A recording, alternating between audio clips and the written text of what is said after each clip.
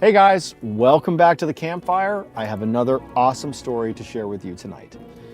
So when I was a kid, I used to love reading this book called Scary Stories to Tell in the Dark, which is this really, frankly, not kid-friendly, scary story book that's marketed for kids, but it's like terrifying. The stories in there are like, they kept me up at night. I mean, they were really disturbing stories. They were fictional, but they really, they rocked me as a kid. And when I read the story I'm going to share with you tonight, it just really brought me back to that feeling I got when I used to read those stories as a child. This story tonight feels like it belongs in that book, except tonight's story is not fiction like the book was. This is a true story. This story took place in Malaysia in the 1970s, and even though when you first hear it, it's almost going to sound like urban legend, when you get to the end of the story, so the end of this episode, I will share the very famous photograph that is associated with the story and is frankly the reason people continue to talk about the story, because this photograph sort of makes it impossible for this to be an urban legend. I'll show you that photograph. It's going to horrify you, and then you can be the judge of what you think really happened. But before we get into tonight's story, if you're a fan of the strange, dark, and mysterious delivered in story format, then you've come to the right campfire, because that's all we do, and we upload 2, 3, even 4 times every week. So if that's of interest to you, please offer to water the like button's plants the next time they go away for a long weekend. But instead of using water, use bleach. Also, please subscribe to our channel and turn on all notifications so you don't miss any of our weekly uploads. Okay, let's get into tonight's story.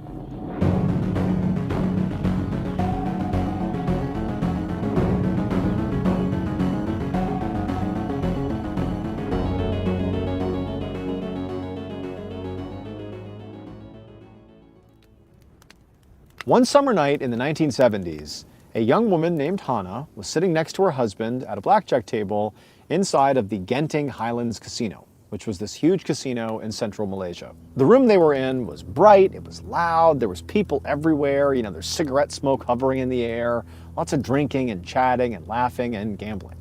And so as Hannah is sitting in this environment, she was doing her best not to let her nerves get the best of her, but she couldn't help it. I mean, she was really feeling anxious because her husband had just bet all their chips on this one hand. So her husband had been dealt his 2 cards, and they totaled 19, which was basically good, because in blackjack, you're trying to get to 21. You want your cards in total to equal 21, but you don't want to go over, or you bust, you lose. And so 19 is pretty good, but you're playing really against the dealer. And so basically it's between you and the dealer. Who can get closest to 21 without going over? So the dealer had 2 cards. One was face up and one was face down. The face up card was a 10. And so Hannah is anxiously waiting to see this other card flipped over, just praying it's not a 10, because that would give him 20 and that would beat, her husband's 19 and they would lose. And so the dealer, he flips over this other card and it's a 4. So now he's got 14, and so that's good. It means Hannah and her husband, they're still in the lead here. But the dealer will keep on hitting, so adding more cards to the pile here, adding to their total score, until they either hit 17 at least, or until they beat you, or until they bust. So they're going to keep on drawing more cards. And so the dealer draws another card, he puts it face down, and it's an 8. And so now collectively, the dealer has 22. They've gone over 21, they've busted, and Hannah and her husband have won. And so Hannah, she turns to her husband and she's overjoyed. I mean, they've just gambled all their money and they've won. I mean, this is a huge win. And Hannah and her husband, they didn't really come for money here. I mean, they're very modest people. They had saved up money for this trip. They had really wanted to come to this casino for a long time. And now it was like their luck was just incredible. They're having this unbelievable run. They had won a bunch of money beforehand, and now they had just won this hand and they doubled their money. Like, this is incredible. And so at this point, Hannah and her husband, they take all their chips, they leave the blackjack table. Everyone's like so excited for them, like the energy is awesome. And so Hannah and her husband, they make their way over to the cashier and they cash all their chips. They get all this cash. And Hannah's talking to her husband, like, this is awesome. Like, we were gonna have to drive home tonight. let's get a room here. Let's use some of this money and like stay at the lavish hotel they have. Maybe we can go back to the casino tomorrow. Let's make a vacation out of this. But after cashing all their chips, Hana's husband, he didn't seem too inclined to go spend the money on a hotel room or a restaurant or whatever. He told her, he's like, I don't know, like I feel really lucky, like I'm on a roll here. I don't want to just like be done. I think I should go play slots and try to win a little bit more money. I think we can win more money. And Hana's like, are you crazy? Like, this is the most money we've ever won ever. Like, this is a once in a lifetime opportunity. If we stay and continue to gamble, we're just gonna lose the money. Like, let's take the win. Let's get the hotel room. Let's just do that. But Hana's husband, he was not having it, and he literally just took their money and was like, no, I'm gonna go do slots now. And he walked over to a slot machine. And Hana's like, oh my God. She follows her husband over to the slot machine, and before long, he's playing the slots, and it's not going well, and Hana's trying to convince him to stop, but he wouldn't have it, and he was so committed, he just kept going, and wouldn't you know it, after 2 hours of this, all the money was gone. Well, actually, it was not entirely all gone. He still had a little bit of money that they had intentionally set aside just to cover the hotel, because they needed a place to stay that night, and they had stayed later at the casino. And so literally they are down to just enough to stay in the hotel. And so at this point, Hana, she's already accepted that they've lost all their winnings. And she's telling her husband, like, please, let's just walk away. Let's use this money. Let's just stay in the hotel. It is what it is. And they're about to leave when her husband's like, one more. Turns around, puts it in the slot machine, pulls the lever, lose. Now they literally have no money. They have actually no more money. They can't get a hotel. It's the middle of the night, late. They have nowhere to stay. And now they have to drive home. And the drive is going to be awful. Like, Hana is furious with her husband. Her husband feels like, oh, it's just bad luck. It's not my fault. But Hana's like, it is your fault. You should have left. So it's just this awful, awful exit from the casino. Like, this is about to be the worst ride home ever. About 20 minutes later, Hana was sitting in the passenger seat and her husband was driving, and they're cruising down this road. It's the middle of the night. They've passed no cars as they're driving. They're in this desolate stretch on their way back to their home. And, you know, as expected, this has been a treacherous ride so far. They fought at the beginning, and now they're not talking. And so they're driving along, and Hana's just looking out the window at all the trees. It's very jungly and swampy off to the side on either side of the road, and they're driving along. And at some point, as Hana is just desperate to get home, she just wants to go to bed. She doesn't even care about the money at this point. She just literally wants to get in her bed. They're driving along when the car starts to sputter, like it's running out of gas. And immediately Hana looks over at her husband like, are you kidding me? And her husband's looking over at her like, knowing that he's gonna bring even more wrath down on himself from his wife. And he's just like, I'm sorry, like I didn't know it was that low. Like I didn't know the tank was that low. And before long, he had to pull over on the side of the road because their car was out of gas. Like they couldn't go any farther. And so Hana, as the car has come to a stop on the side of the road, she just looks at her husband and she's like, wow, like this night really couldn't get any worse. Like, are you kidding me? We are stranded in the middle of nowhere. We got no money. What are we gonna do? And so Hana's husband, you know, he obviously knew this was not good. Like he knows he's the one that was supposed to put gas in the car and he didn't. You know, he's sort of been the architect behind this whole disaster of a night here with his decision to keep on gambling. And so he just says to Hana, look, you stay here, just stay in the car. I have a gas can. I'll just walk to the nearest gas station. I'll get some gas. I'll bring it back. I'll fill it up. We'll be home soon. We can't be that far away anyways. Like it can't be that far away. So just stay here. I'll go get gas. And so Hana's like, okay, fine. Go get gas. And so Hana just stays in the car and her husband gets out. He goes in the back of the car. He gets the gas can. And then before long, Hana watches as her husband walks ahead of the car and disappears into the darkness. BetterHelp is the paid partner of today's video. Are you so used to keeping everyone else comfortable that you barely notice how often you abandon yourself in the process? I think a lot of us have been there. You get so used to putting everyone else first that taking care of yourself almost starts to feel selfish. And after a while, putting other people first stops feeling like a choice. Until one day, you realize you can't remember the last time a decision genuinely felt like your own. And the strange thing about constantly managing other people's comfort is that slowly you lose touch with your own. And this is where therapy can help you understand where those patterns come from. And it can help you rebuild trust in your own voice, your own instincts, and the parts of yourself that get pushed aside just to keep everybody else comfortable.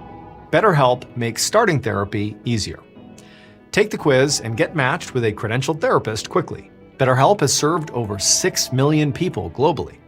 Click the link in the description or go to betterhelp.com/MrBallin and get 10% off your first month of therapy. And so after Hannah's husband has walked off, she knows it's going to be at least, 30, 40 minutes, before he gets gas and comes back. And, she's exhausted. And so she makes sure all the doors are locked, and then she leans back her seat and she just tries to go to sleep. And pretty quickly she does doze off. But then at some point, maybe 5-10 minutes later, she just kind of inexplicably wakes up. There was no reason why she woke up. She just opened her eyes and she, for a second was a little bit disoriented. When you fall asleep for a few minutes like that, you'll kind of wake up like, what just happened? She's disoriented and she remembered, oh, that's right. We had this horrible night, the casino went horribly. We ran out of gas. So that's right. Like I'm living out this nightmare. Okay, now I know where I am. And so after getting her bearings, Hannah just rolled over in her seat and tried to go back to sleep. But this time, after closing her eyes, after just a few seconds, she heard this loud thumping noise on the roof of the car. And it was loud enough that she opened her eyes back up and, there's no sunroof or anything, so she couldn't see what it was. And it was so dark outside and there were no streetlights out there that she couldn't just look out the window and see what it was. But she knew her husband could not possibly be back yet. And even if he was, why would he be banging on the roof? But then she remembered they had parked right next to this jungly, swampy area, just right off the side of the road. And, there were probably some low-hanging branches, and it was entirely possible that the wind had caused a branch to just bang against the roof of the car. And so that's what she assumed it was, and after realizing that, she just got comfortable again and closed her eyes. But then a few seconds later, she heard another thump on the roof of the car. And again, she instinctively looked out the window and she's sort of like trying to figure out what it is, but she can't see anything. There's no sign of her husband walking up the road. There's nothing. And so again, she just tells herself, okay, again, it's just got to be this branch. But then after hearing it a second time, the thumping sound, it began to sort of persist. It's not super loud, but it's pretty consistent. It's like a thumping sound on the roof of the car. And it did basically sound like a branch hitting the roof, but it's just a nuisance. And more than anything, she's just frustrated because it's loud enough that she's not going to be able to sleep. And so she's not frightened by it.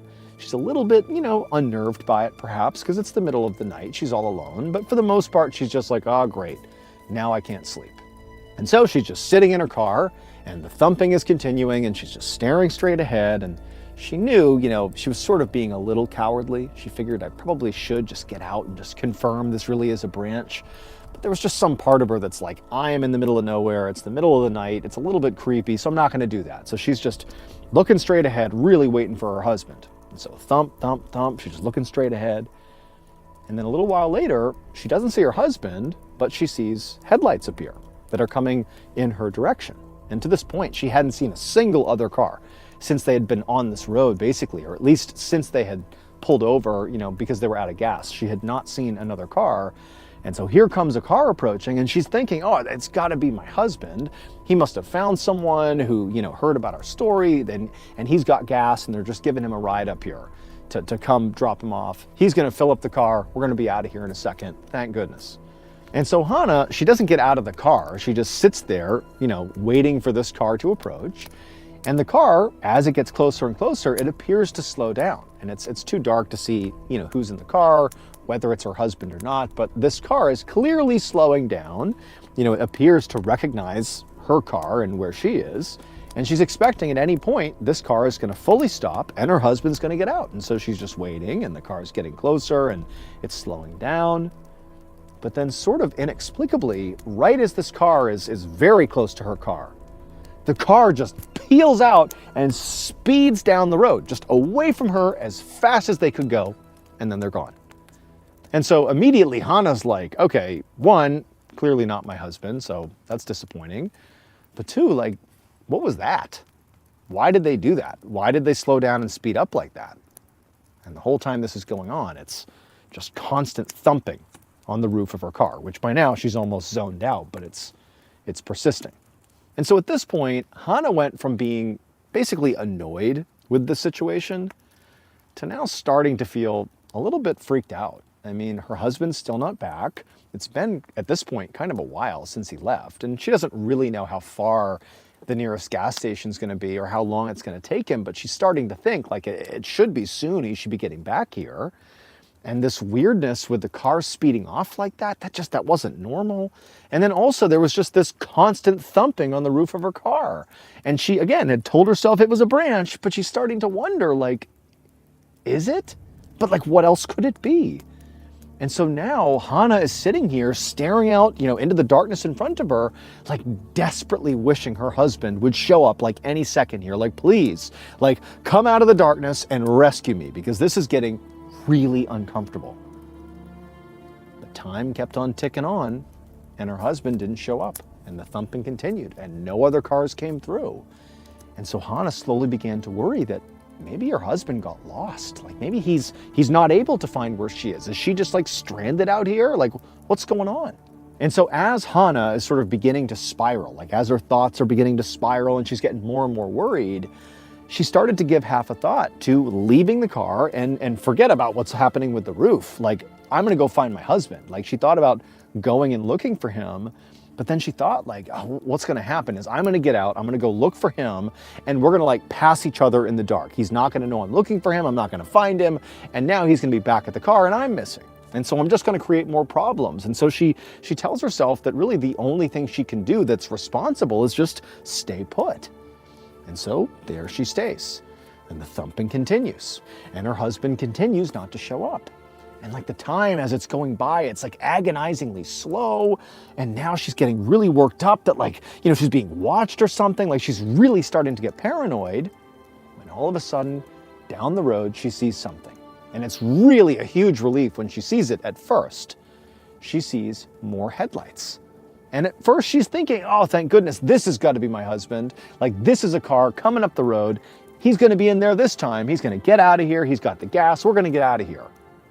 But as the headlights appeared over the horizon coming towards her, she realized it was not an ordinary car. It was not just headlights. There were also lights on top of this vehicle. It was a police car. And so this police car is cruising down the road, and, Hana's thinking, well, it could still be my husband. Maybe he got a ride from the police. But then she's thinking, oh my goodness, like, has something happened to him? Are they coming to tell me that something's happened to my husband? Like she's having all these terrible thoughts. And so this police car, they come to a stop on the other side of the road. And at first, Hana is just, like, unsure what she should even be doing. Like, should she get out to greet them? Should she wait here? But as she's just staring across the road at the two officers that are in this vehicle, and she doesn't see her husband in there, she sees the officer that's closest to her, the driver. He gets out of the car, and he stands on the road, and then he draws his pistol, and he aims it at her. Like, he's aiming the gun at her and the car she's in. And she's like, what is going on here? And so she just freezes, doesn't say or do anything. And the other officer in the passenger side, so on the far side of the car, he gets out of the cruiser as well, but he's got a megaphone in his hand. And so through this megaphone, he kind of leans out and he barks 3 orders to Hana. The first order is get out of the car. The second order is come over to our car.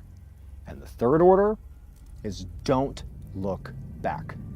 And so at this point, Hana realized that the first officer who stepped out of the car with the gun, he wasn't aiming at her. He was aiming at the roof of her car. That's where his gun was pointed right now. And so between that and the fact that she's been listening to this thumping sound for the last, like, 45 minutes, assuming it was a branch, she's now realizing there's no way it's a branch. Like, she sort of sensed it couldn't be, like it had to be something else, but she had sort of convinced herself, oh, it's a tree branch. Now she knows it's not. And so she had no idea what could possibly be on the roof of her car. But she knew whatever it was, it had to be bad. And so Hana, all she wants to do is get out of this car and go over there. She doesn't want to be here anymore. I mean, this whole thing has been awful, and now she's terrified, but she's like frozen. Like, what does she do? Like, what's going on? But again, the officer with the bullhorn comes across and says, hey, get out of the car, come over to us, and don't look back. Right now, get up, go. And so Hana is like, I just gotta go.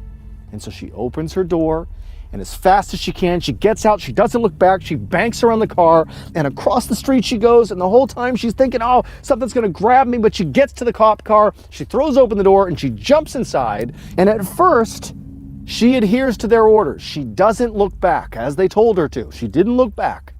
But now that she's like safely inside the cop car, there's, two officers protecting her, one with a gun drawn, pointed at her car. She couldn't help herself. She had to see what was on the roof of her car. So she went over to the window and she looked. And as soon as she saw what was on the roof of her car, she just starts screaming. And at the same time, the officer, who is still standing out there with his gun drawn, he begins just firing nonstop at her car. And so Hana, she screams, she ducks down behind the door. She can't see anything. There's just this constant barrage of gunfire, blasting the car and whatever was on the roof of the car. And then, Hana, she's tucked down and she's thinking, this is a nightmare. Like, how is this real? She hears the sound of that officer who was shooting and the other officer. They get out of the car. She hears them run across the street towards her car. The shooting kind of stops, and it's just like the shuffling of feet. And then she hears this like loud thumping sound as something really heavy like slammed into the pavement. And then she heard the sound of something big like running off into the jungle, into the tree line, like trees just moving all around. And then there's just silence. And then a moment later, she hears the sound of the officers coming back across the street. She's still tucked down. She can't look out the window. She just hears the sound of their footsteps. It's definitely them. And as they're getting closer, she can hear them like trying to make sense of what they just saw. Like they don't even know what they just saw. And at some point, Hana's door opens up, and on the other side, it's the officer who had the megaphone, and he just looks ashen-faced. He's very shaken up. And he begins to try to explain what he's just seen, but it's clear he can't even describe it. And as he's trying to do it, like Hana, she's crying, she's so upset, and she just tells him, like, don't even tell me. Like, I saw it too. When Hana did look back, so when she went against the police's orders and she looked out the window back at her car, what she saw at first, like, didn't even compute. She saw that clearly there was no branch striking the roof of her car. What she saw was a woman. There was a woman on the roof of her car. This woman is like dirty and her hair is matted and it was like kind of covering like the front of her head. Like she's just like weirdly positioned on the roof of the car. Like that clearly was what was making the banging sound for the 45 minutes or so that she was over there. And so that alone is like horrific. But then in this instant that Hana had looked over and seen this woman, the woman, she kind of appeared to be eating something. Like that was the gesticulation that she was doing. It sort of looked like she was eating something. And she looked up for a second as Hana is staring across the road, and her matted hair kind of parted, and the woman is looking right at Hana, and there's blood all over her mouth and her chin. And then Hana saw what she was eating, and that's the thing that made her start screaming and prompted the police to start shooting. The woman was chewing on Hana's husband's severed head. And so as soon as the police open fire, this cannibal woman lets go of the head and it falls to the pavement, and it makes that loud thumping sound that Hana would recall hearing as she's crouched down, wishing this was some nightmare. And then this woman, she leaps off the roof of the car, under a hail of gunfire. She lands on all fours, and like an animal, she gallops into the tree line and vanishes. And so the two officers, they ran across the street after her, but quickly realized like she was gone. And so they called for backup. Backup arrives, and all these officers go out into the jungle, and they can't find this woman. She's gone. But they would find the rest of the body. So the rest of the husband's body was actually not far from the vehicle. It was just... And vanish without a single trace for nearly 2 decades. Today's episode is a massive collection of 9 of the most baffling, terrifying, and deeply mysterious stories we have ever covered. If you are a fan of the strange, dark, and mysterious delivered in story format, then you have come to the exact right place, because that is all we do. And we upload multiple times every single week. So if that sounds like something you would enjoy, please offer to take the like button out for a lavish lunch, but when the food actually arrives, only serve them expired canned beans from 1971. Also, please subscribe to our channel and turn on all notifications so you do not miss any of our weekly uploads. And for all our longtime viewers, keep a close eye out for our old friend Seagull Lung, who is making a return in today's episode. The first person to comment what the secret image is and the timestamp in the comment section, I will pin that comment to the top of the comment section. All right, let us get into our first story. On the brisk autumn morning of November 9th, 1971, in the very wealthy, quiet suburb of Westfield, New Jersey, a 46-year-old accountant named John List woke up inside of his massive 19-room Victorian mansion. This house, which was known by the locals as Breeze Knoll, was truly the kind of place that demanded respect. It had a sprawling, manicured lawn, towering ancient trees, and a grand ballroom complete with a stunning Tiffany glass skylight. John was known around town as a deeply religious man. He was a Sunday school teacher, a former military man, and to the outside world, a completely normal, upstanding father of 3. He lived his life strictly by the book and had a very rigid daily routine, and this Tuesday morning began just like any other. He got out of bed, got dressed in a crisp suit and a tie, and quietly walked downstairs. His wife of 20 years, Helen, was down in the kitchen. She was sitting at the dining table, sipping her morning coffee, likely looking out the window at the falling autumn leaves. John walked into the kitchen and stepped up behind her. He was holding a 9mm semi-automatic handgun. He did not say a single word to her. He did not yell or act out in anger. He just calmly raised the weapon, aimed it at the back of his wife's head, and pulled the trigger. Helen died instantly, slumping forward onto the kitchen table. John did not panic. In fact, his heart rate probably did not even go up. He simply walked over to her body, dragged it out of the kitchen, and pulled it all the way down the hall and into the grand ballroom. After placing her on the hardwood floor, he turned around and walked up the grand wooden staircase to the 3rd floor, which was where his 85-year-old mother, Alma, lived in her own private suite. Alma was in the middle of preparing her own breakfast when her son suddenly walked in.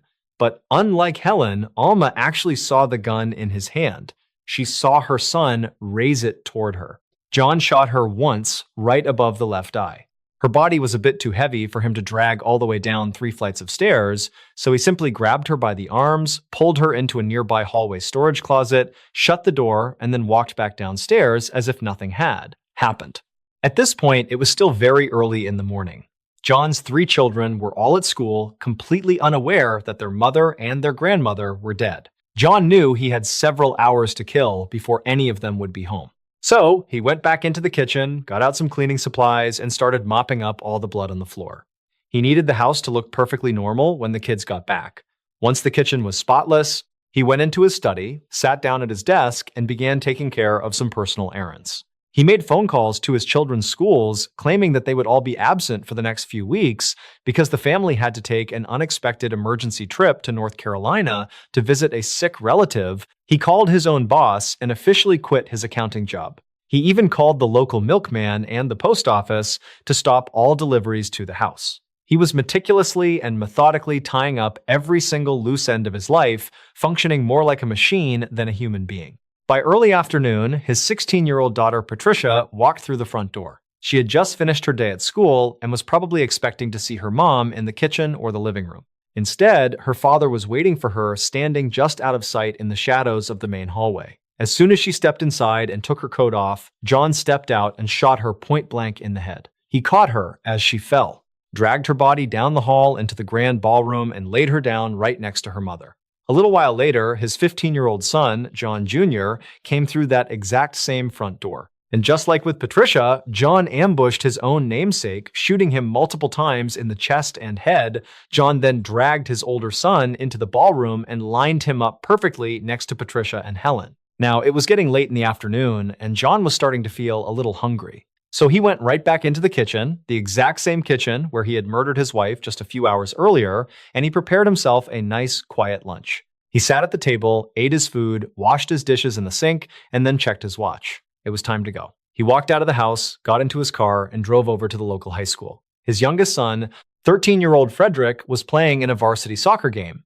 John walked up to the sidelines and stood with the other parents. He cheered for his son in the crisp autumn air. He chatted casually with the neighbors. He acted like a completely normal, proud father watching a sports game. When the match was finally over, John patted his son on the back, told him he played a great game, and the two of them got into the car to drive home. When they arrived back at Breeze Knoll, Frederick walked through the front door. But Frederick must have sensed that something was terribly wrong. Maybe he saw a tiny smudge of blood his father had missed, or maybe the house was just too quiet. When John pulled out the gun and raised it, the 13-year-old did not freeze. He fought back. He scrambled away, fighting desperately for his life, trying to escape his own father. But John was absolutely relentless. He chased his youngest son through the main floor of the house and fired the gun 10 separate times, making absolutely sure the boy was dead. He then grabbed Frederick's riddled body, dragged him into the ballroom, and placed him right next to his siblings and his mother. John was now completely alone in the massive mansion. He went to a hallway closet and pulled out a couple of brand new sleeping bags. He carefully unrolled them on the floor of the ballroom and arranged the 4 bodies onto the sleeping bags, making sure they were all perfectly aligned, straight, right underneath the Grand Tiffany skylight. He then went and got a bucket and a mop, and he went room by room, scrubbing every single drop of blood off the floors and walls. When the house was entirely spotless, John walked around the main floor and did something incredibly strange and deeply chilling. He took a pair of sharp scissors and went to every single framed family photograph hanging on the walls or sitting on the mantels. He carefully cut out his own face from every single picture. He did not touch the faces of the family members he had just slaughtered. He only cut out his own. He knew that when the police eventually discovered what he had done, they would immediately look for a photograph to put on a national wanted poster. By destroying his own image, he was literally erasing himself from existence. Finally, John walked over to the thermostat and turned the heat all the way down so the house would be freezing cold. He knew this would significantly slow down the decomposition of the bodies. He turned on several lights in various rooms to make it look like someone was home from the street view, and he went to the intercom radio system that piped music throughout the entire mansion. He tuned the dial until he found a religious radio station, setting the volume so that choir hymns would constantly echo through the empty freezing halls. He left a 5-page handwritten letter to his pastor on his desk, explaining that he had killed his family to save their souls from a wicked world, and then John List walked out the front door, got into his car, and simply drove away into the fading light. For nearly an entire month, the massive house sat completely silent except for the continuous loop of religious hymns playing on the intercom. Because John had canceled the mail and told everyone they were going on a long trip down south, nobody suspected a thing. But as the weeks slowly passed, neighbors began to notice that something was deeply wrong next door. The lights inside the house that John had left on were burning out one by one, day after day, until the massive house was almost completely dark. The front lawn was covered in dead autumn leaves that no one was raking. Finally, on December 7th, almost a full 30 days after the murders, a concerned neighbor called the police to request a wellness check. When officers arrived at Breeze Knoll, they found all the doors locked and the windows drawn. They forced their way through a side window, and immediately, they were hit by a blast of freezing cold air and the incredibly strong, putrid smell of rotting flesh. They drew their weapons and followed the smell, listening to the eerie, unsettling sound of church choir music echoing off the walls until they reached the grand ballroom. There, illuminated by the skylight and lined up perfectly on the sleeping bags, were the highly decomposed bodies of Helen and her 3 children. When they searched the rest of the house, they found Alma stuffed inside the 3rd-floor closet. The police immediately launched a massive nationwide manhunt for John List, but they quickly realized the terrifying brilliance of his plan. Because he had taken the time to cut his face out of every single photo in the house, the police had no recent clear pictures of him to distribute to the media or to other law enforcement agencies. And because he had a full 30-day head start, his trail was completely impossibly cold. The FBI quickly got involved, eventually putting John on their most wanted list, but year after year went by, and it was like John List had just evaporated into thin air. He was a quiet, unassuming accountant with no distinct physical features, no scars, and no tattoos.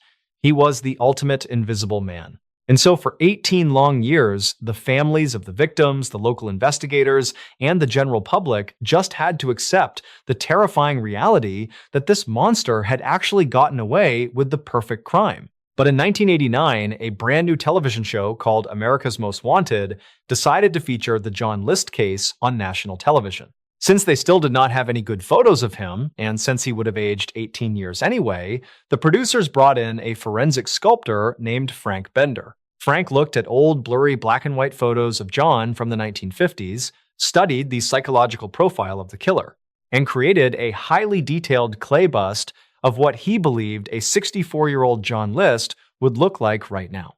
He added a receding hairline, sagging facial features, and a pair of thick, dark-framed glasses, guessing that John's eyesight would have naturally deteriorated and that an accountant like him would pick out a very conservative, cheap frame. When the episode aired on Fox, 22 million people tuned in. One of those people was a woman living in Richmond, Virginia. She stared at the clay bust on her television screen and felt all the blood drain from her face. The bust looked exactly, and I mean exactly, like her next-door neighbor, a quiet church-going accountant named Bob Clark. She immediately called the FBI tip line. Just days later, federal agents raided Bob Clark's home and arrested him. At first, he adamantly denied being John List, maintaining over and over again that he was just Bob Clark. But eventually, fingerprint analysis proved beyond a shadow of a doubt that Bob Clark was actually the elusive family annihilator, John List. He had simply moved to a new state, assumed a fake name, gotten a new job as an accountant, and had even remarried, living a completely normal, peaceful life for 18 years, while his real family rotted in a freezing ballroom.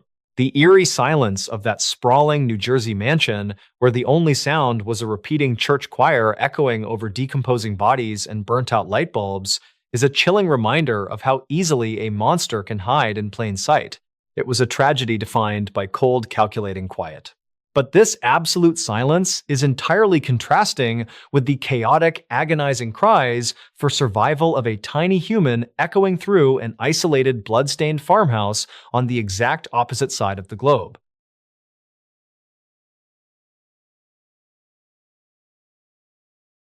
On the brisk, overcast afternoon of June 22, 1970, a local farmer named Len Demler drove his truck up the long, winding gravel driveway of a remote farmhouse in Pukekawa, a very small, tightly knit rural community in the Waikato region of New Zealand.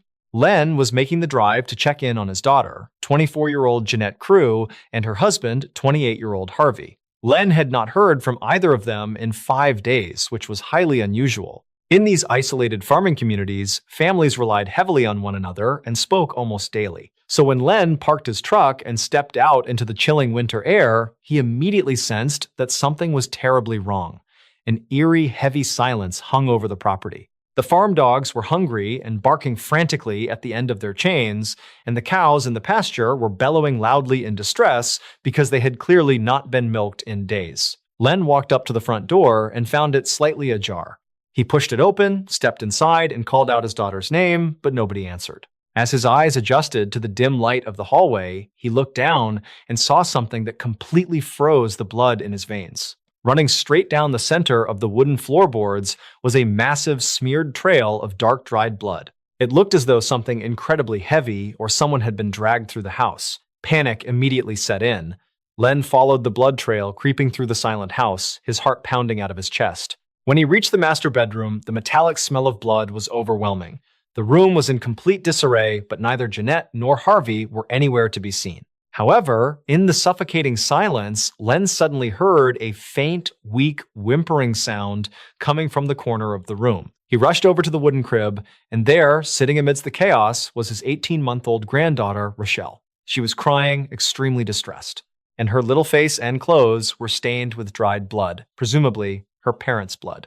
But as Len scooped the little girl up into his arms, he noticed something completely baffling that defied all logic and medical science. Rochelle had been completely alone in this freezing farmhouse for 5 agonizing days since her parents vanished. By all logic, an 18-month-old baby left unattended without food, water, or warmth in the dead of winter should not have survived. Yet, as Len held her, he realized she was not starved to the brink of death. And even more bizarrely, when the police and medical examiners arrived later that afternoon to assess the child, they discovered that her diaper was completely dry. It was not a fresh diaper, but it was dry enough to indicate that someone had recently changed her. Furthermore, investigators found tiny crumbs of solid food in the crib that did not match anything the baby would have been able to reach on her own. This chilling discovery meant only one thing. Sometime during those 5 days, while the house sat empty and stained with blood, someone had secretly returned to the crime scene.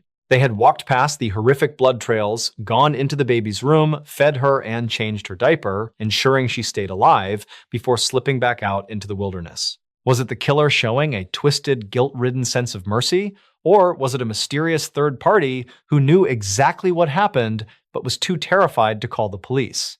The local authorities immediately launched a massive search operation across the dense, rugged terrain of the Waikato region. For weeks, hundreds of volunteers, police dogs, and helicopters scoured the hills, the forests, and the deep, fast-flowing rivers looking for any sign of Harvey and Jeannette. The massive amount of blood loss inside the farmhouse indicated that they were almost certainly dead, but without bodies. The investigation was hitting a massive brick wall. The mystery gripped the entire nation, leaving residents terrified to lock their doors at night. Then, 2 full months later, in August, a local fisherman was out on his boat on the Waikato River when he spotted something strange bobbing in the murky, freezing water. It was the heavily decomposed body of Jeannette Crewe. A month after that, Harvey's body also surfaced further down the river. When the medical examiners analyzed the remains, they uncovered the brutal reality of what had happened that night. Both Harvey and Jeannette had been shot in the head with a .22 caliber rifle. After executing the young couple, the killer had gone to great lengths to dispose of the evidence. They had wrapped the bodies tightly in thick wool blankets and then bound them with dozens of loops of heavy-gauge fencing wire. To ensure they would sink to the bottom of the river and never be found, the killer had tied the bodies to heavy metal axles taken from an old stroller or farm equipment. The sheer physical strength and knowledge of the local waterways required to pull this off led police to conclude that the killer had to be a local. It had to be someone very familiar with the area, the Crewe property, and heavy farming equipment. Desperate for a suspect to calm the terrified public, the police zeroed in on a local farmer named Arthur Allen Thomas. Arthur lived just a few miles down the road from the Crewe farm. Years earlier, long before Jeannette married Harvey, Arthur had apparently courted Jeannette, though she had ultimately rejected his advances. Even though Arthur was now happily married to someone else and had his own family, the police became absolutely convinced that he had harbored a deep, simmering jealousy that finally boiled over into a double homicide. They believed Arthur had driven to the Crewe house in the dead of night, shot Harvey to eliminate his rival, murdered Jeannette, and then came back over the next 5 days to feed the baby because he could not bring himself to let Jeannette's child die. The theory sounded perfectly neat, but there was one massive problem. The police had absolutely zero physical evidence tying Arthur to the murders. They searched his farm, his vehicles, and his home. They interrogated him relentlessly, but Arthur maintained his total innocence. He had a solid alibi, he had no real motive, and investigators found no blood, no fencing wire, and no metal axles on his property that matched the crime scene. The investigation was on the verge of totally collapsing. The police had searched the Crewe farm, specifically a small, soft flower bed near the front door, twice already. They had sifted through the loose soil with extreme precision, looking for any spent shell casings that might have been ejected from the murder weapon. They found absolutely nothing during those first 2 exhaustive searches. But then, on their third search of that exact same flower bed, a detective suddenly reached down and picked up a single brass .22 caliber shell casing. It was sitting right on top of the soft dirt, totally unweathered and shiny, as if it had simply fallen out of the sky that very morning. The police immediately sent this shell casing to a ballistics lab, and the results came back stating that the firing pin mark on the casing was a perfect match for a .22 caliber rifle owned by Arthur Allen Thomas. With this newly discovered piece of evidence, Arthur was arrested and formally charged with the double murder of Harvey and Jeannette Crewe. During the trial, the prosecution leaned heavily on the shell casing. It was their ultimate smoking gun. Despite Arthur's desperate pleas of innocence and his defense team pointing out how incredibly suspicious it was that the police found the shell casing on their third search in a spot they had already meticulously cleared, the jury found him guilty. Arthur Allen Thomas was sentenced to life in prison, stripped of his freedom, his farm, and his family, all for a brutal crime he swore he did not commit. For 9 grueling years, Arthur sat in a maximum security prison cell while a small but dedicated group of journalists, forensic experts, and local supporters campaigned relentlessly to prove his innocence. They meticulously picked apart the police investigation, highlighting the impossible timeline, the lack of any actual motive, and the incredibly suspicious nature of the evidence. The public outcry grew so incredibly loud that in 1979, the New Zealand government was forced to do something totally unprecedented.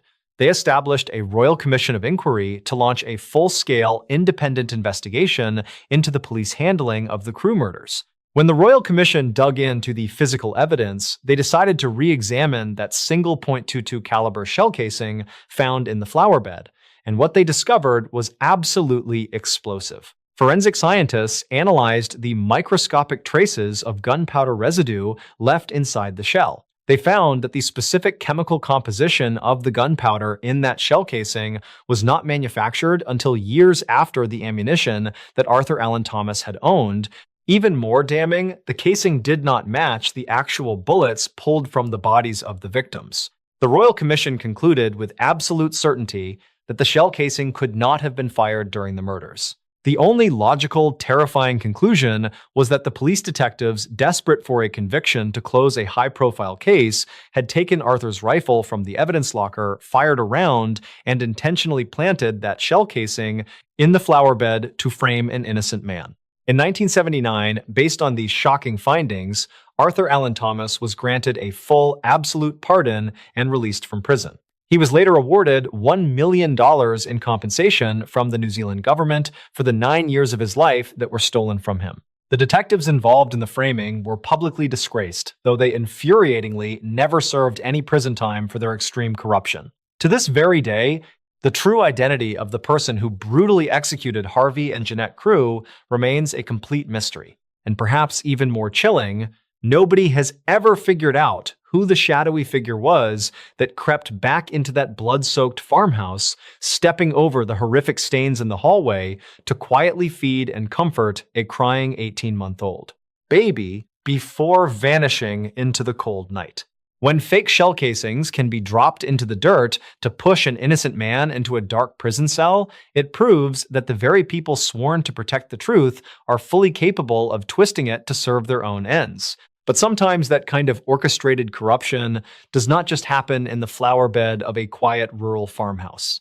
Sometimes it is ambitious enough to step out of the shadows armed with stolen machine guns, ready to swallow an entire national government right in the middle of a torrential midnight storm.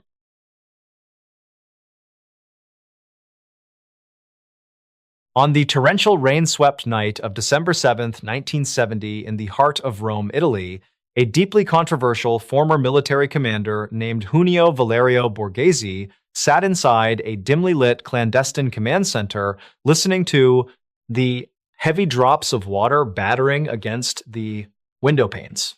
Italy during this specific era was a nation trapped in a terrifying spiral of political violence and extreme social unrest, a period that historians would later grimly refer to as the Years of Lead. Daily life in the country was plagued by constant strikes, violent street clashes, and deadly bombings carried out by radical factions on both ends of the political spectrum. The democratic government seemed completely paralyzed and unable to maintain order. Borghese, an incredibly wealthy aristocrat who was often referred to by his followers as the Black Prince, viewed this chaotic version of his homeland with absolute disgust. He firmly believed that the current political establishment was weak and that Italy needed a remarkably strong authoritarian hand to pull it back from the brink of total collapse. And so for months leading up to this brutally cold and stormy December night, he had been meticulously weaving an intricate web of conspirators right under the nose of the intelligence services. He had secretly recruited hundreds of right-wing extremists, disgruntled military officers, sympathetic police officials, and heavily armed militants to execute a massive, perfectly synchronized plan. The objective of this massive operation, which Borghese had given the code name Tora Tora, was incredibly ambitious but brutally simple. They were going to completely overthrow the democratic government of Italy in a single night of surgical violence and assume total control of the nation before the sun even came up. As the clock crept closer to midnight, the brutal thunderstorm outside intensified, turning the ancient cobblestone streets of Rome into rushing rivers of freezing mud. Despite the horrific weather, the gears of operation Tora Tora were already silently turning all across the capital city and its surrounding perimeters. Borghese had divided his massive covert army into several highly specialized strike groups, each with a very specific and critical target to neutralize. In the dense, heavily wooded areas just beyond the city limits, a massive contingent of the state forestry police, who had secretly defected to Borghese's cause, were quietly assembling in the freezing downpour. Hundreds of these heavily armed men were standing shoulder to shoulder in the soaking wet darkness, shivering in their uniforms, gripping their rifles tightly, and waiting for the radio signal to march directly into Rome and lock down all the major intersections. Their job was to create an impenetrable, heavily militarized perimeter around the capital to prevent any loyalist army units from coming to the rescue of the trapped politicians. Meanwhile, another heavily armed squad had quietly navigated through the flooded streets and taken up concealed positions directly outside the headquarters of the National Public Broadcasting Company, known as RAI. They were waiting in the shadows, completely drenched, staring at the massive concrete building. The moment they received the go-ahead, they were tasked with storming the television station, holding the technicians at gunpoint, and hijacking the national airwaves. But the most critical and dangerous phase of the entire coup was unfolding right at the very epicenter of Italian state security. A highly specialized infiltration team made up of elite militants and a few rogue military insiders had managed to completely bypass the external security cordons of the Ministry of the Interior. This was the massive, heavily fortified government complex that housed the central command of the national police and internal intelligence agencies. Using forged documents and relying on bribed security guards who conveniently looked the other way, the infiltration team slipped through the heavy wooden doors and crept down into the subterranean levels of the building. The air down there was stale and smelled faintly of damp concrete and gun oil. They navigated the labyrinth of dark corridors until they reached the massive steel reinforced doors of the primary government armory. One of the insiders produced a heavy ring of keys, and with a few quiet metallic clicks, the doors swung open. The rebels stepped inside and were immediately greeted by the sight of thousands of state-owned weapons perfectly neatly arranged on long wooden racks. Working quickly and in total silence, the men began grabbing heavy Beretta submachine guns. They pulled exactly 200 of these lethal automatic weapons off the racks, along with thousands of rounds of live ammunition. They loaded the heavy magazines, slung the cold metallic weapons over their shoulders, and moved to their staging area inside the building. They were now heavily armed and perfectly positioned directly inside the very heart of the government complex, ready to capture the top security ministers the moment the final order was given. Back in the command center, Borghese sat completely still, projecting an aura of absolute supreme confidence. The logistics of the overthrow were proceeding with terrifying perfection. The capital was entirely surrounded, his men were heavily armed from the state's own armory, and the national television station was just minutes away from being hijacked. Borghese reached his hand inside the breast pocket of his impeccably tailored suit jacket and let his fingers brush against the smooth, hard plastic of a small magnetic audio cassette tape. That specific tape contained a pre-recorded message in his own booming, authoritative voice. It was his victory speech. As soon as his forces captured the television station, that tape would be broadcast to millions of living rooms across the entire country, formally announcing that the old, weak republic was dead and that a glorious new regime had taken control. Everything was perfectly aligned. The government officials were fast asleep in their warm beds, entirely oblivious to the fact that their power was quietly evaporating in the rainy darkness. It was approaching 1 o'clock in the morning. The rebel commanders were staring at their watches, checking the heavy loads in their submachine guns, waiting for the final decisive word to pull the trigger on the insurrection. But then something happened that completely defied all logic and totally derailed the entire course of Italian history. A heavy rotary telephone sitting on a desk inside Borghese's clandestine command center suddenly began to ring. The shrill mechanical sound pierced the quiet tension of the room. Borghese calmly picked up the receiver and pressed it to his ear. To this very day, nobody in the general public knows exactly who was on the other end of that phone line or what specific terrifying information they relayed. Some historians suspect it was a high-ranking military general who had suddenly gotten cold feet, while others theorize it was an operative from a foreign intelligence agency threatening catastrophic retaliation. Whoever it was, the message they delivered was incredibly brief and carried an absolute, undeniable weight. When Borghese finally lowered the receiver and placed it back on the cradle, the supreme confidence that had radiated from him all night was completely gone. His face had turned incredibly pale and his jaw was tightly clenched. He looked at his top lieutenants who were eagerly waiting for the command to attack, and in a low, strained voice, he issued an order that left them totally stunned. He told them to abort the entire operation immediately. The lieutenants could barely process what they were hearing. They argued frantically, pointing out that they already had the guns, that they were already inside the government buildings, and that they could not simply just pack up and go home. But Borghese was absolutely rigid, demanding total immediate compliance. The order was rapidly broadcast over the encrypted radio channels, throwing the entire rebel army into a state of sheer absolute confusion. Out in the freezing, flooded woodlands, the hundreds of forestry police officers who had been standing in the torrential rain for hours, enduring the bitter cold in anticipation of a glorious revolution, received the abort code. Frustrated, exhausted, and shivering uncontrollably, they simply lowered their weapons, climbed back into their transport trucks, and drove away into the night, grumbling about the utter pointlessness of their misery. Outside the television station, the assault team melted back into the dark alleys, leaving the broadcast building completely untouched. But the most bizarre and surreal scene of the entire night played out deep underground inside the Ministry of the Interior. The infiltration team, holding 200 stolen submachine guns, suddenly found themselves standing in the hallways of the government building with orders to just go home. But they could not simply drop the weapons on the floor and run, because that would immediately trigger a massive treason investigation. So, in an incredibly tense and delicate procedure, the rebels carried all 200 submachine guns back into the armory. They meticulously wiped down every single metal barrel and wooden stock with cloths to ensure they left absolutely no fingerprints behind.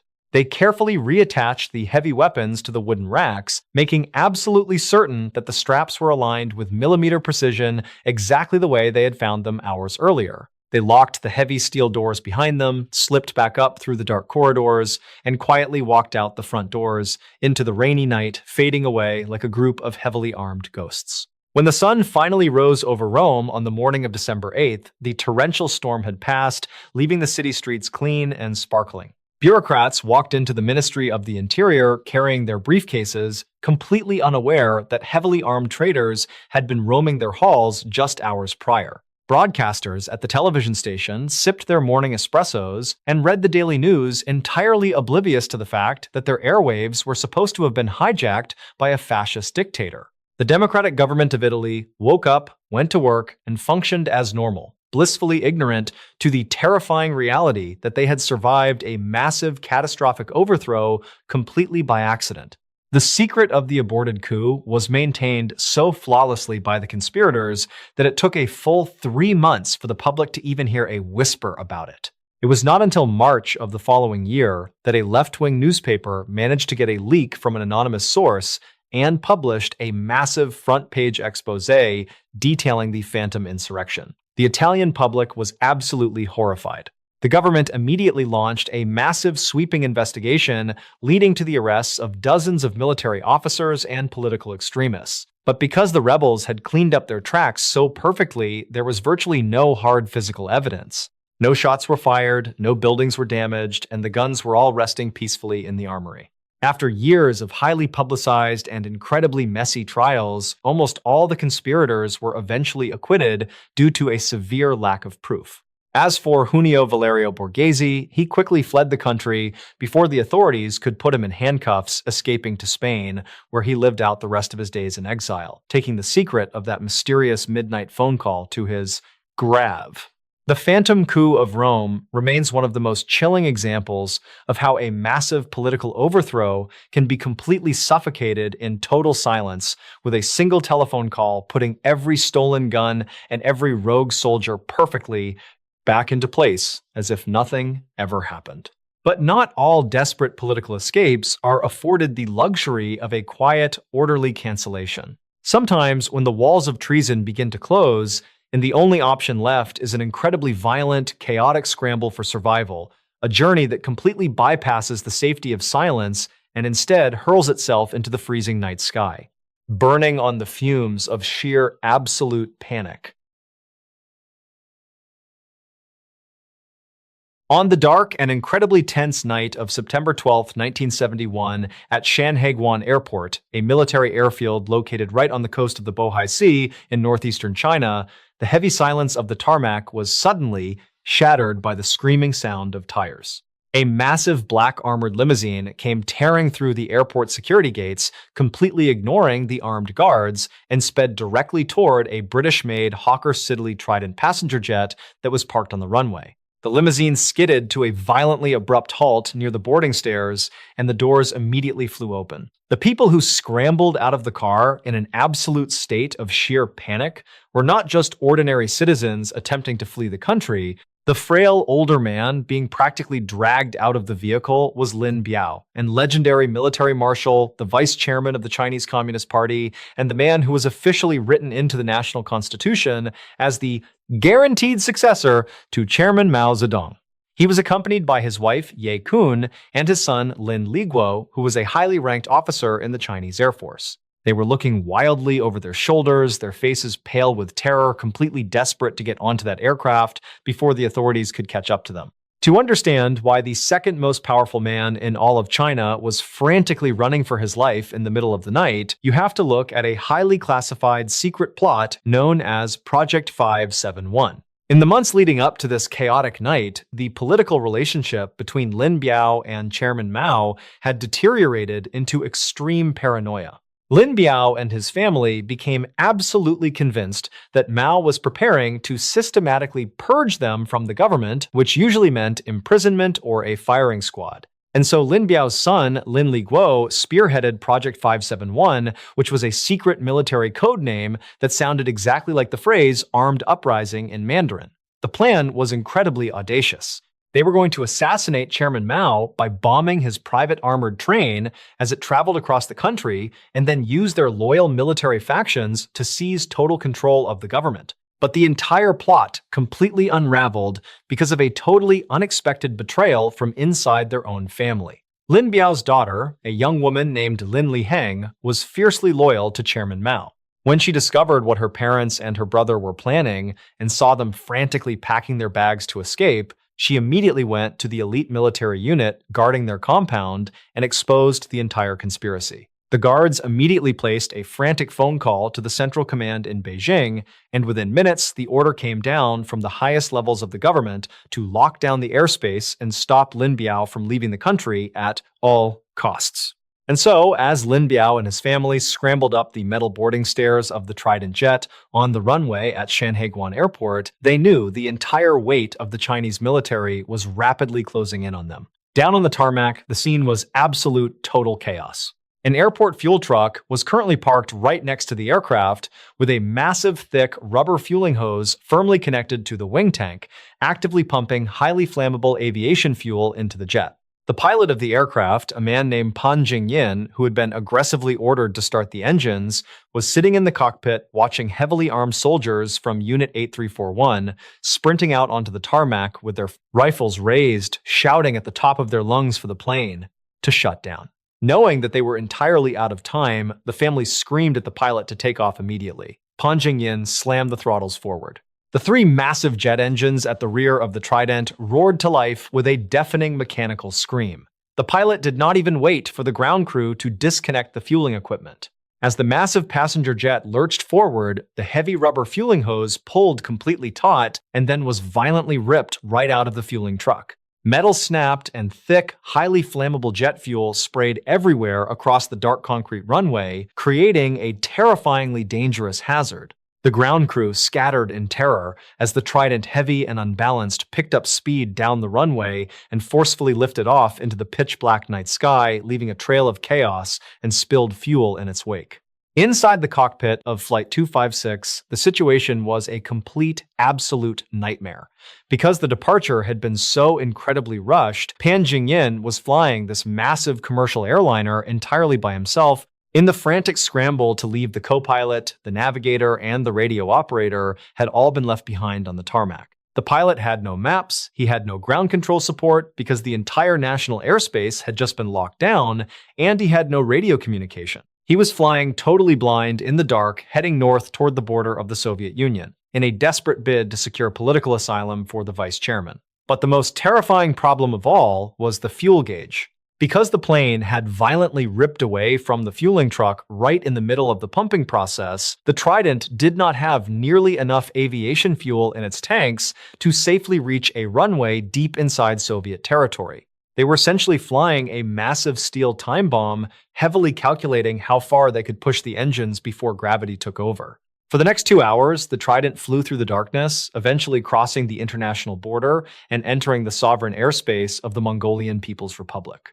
Down in the cabin, Lin Biao, his wife, and his son were likely sitting in absolute terrifying silence, staring out the windows at the endless black void, wondering if they were actually going to make it. But as the clock struck roughly 2:30 in the morning on September 13th, their luck completely ran out. The Trident was flying dangerously low over a vast, empty, and totally desolate region of the Mongolian steppe near a small provincial town called Ondorkhan. The fuel tanks were practically completely dry. The engines began to sputter, violently choking on empty fumes before completely failing. The massive passenger jet rapidly lost altitude, dropping out of the freezing night sky like a heavy stone. The pilot desperately tried to perform an emergency belly landing on the flat, grassy plains, but the aircraft was coming in way too fast and at an incredibly awkward angle. The moment the underbelly of the plane slammed into the hard, uneven earth, the right wing violently snapped off. The friction and the horrific impact instantly ignited whatever small amount of fuel was left deep inside the lines, creating an absolutely massive, blinding fireball that erupted into the sky, completely illuminating the dark Mongolian wilderness for miles in every direction. The physics of the crash were completely catastrophic. Because the passengers had rushed onto the plane in a state of absolute terror and the flight was a chaotic scramble, nobody inside the cabin was properly wearing a seatbelt. When the fuselage violently tore apart upon hitting the ground, the people inside were instantly subjected to extreme, massive physical forces. The bodies of Lin Biao, his family, and the flight crew were forcefully ejected out of the disintegrating aircraft, thrown like ragdolls out into the freezing night air. They landed violently in the dry grass dozens of meters away from the flaming wreckage, heavily mutilated and killed completely on impact. The shattered remains of the Trident continued to slide across the dirt, tearing a massive trench into the earth before finally coming to a stop and burning furiously in the middle of nowhere. A few hours later, as the sun began to rise over the steppe, Mongolian border patrols and highly specialized KGB agents from the nearby Soviet Union arrived at the still smoldering crash site. What they found was a scene of total apocalyptic devastation. Scraps of scorched metal were scattered across the landscape, and 9 heavily charred bodies were lying completely exposed in the grass. Because the fire had been so incredibly intense, the bodies were burned completely beyond visual recognition. The Soviet investigators carefully combed through the ashes and managed to find some half-burned identification documents and personal items that strongly suggested who was on the plane, but to definitively prove it, they had to rely on something incredibly clinical. The KGB agents meticulously examined the jawbone and the teeth of the most prominent older male corpse. They sent the detailed dental records all the way back to Moscow, where intelligence analysts pulled out dusty medical files from between 1938 and 1951. During those years, a very high-ranking Chinese official had visited the Soviet Union to receive specialized medical treatment for old war wounds. When the analysts compared the documents, it was a perfect, undeniable match.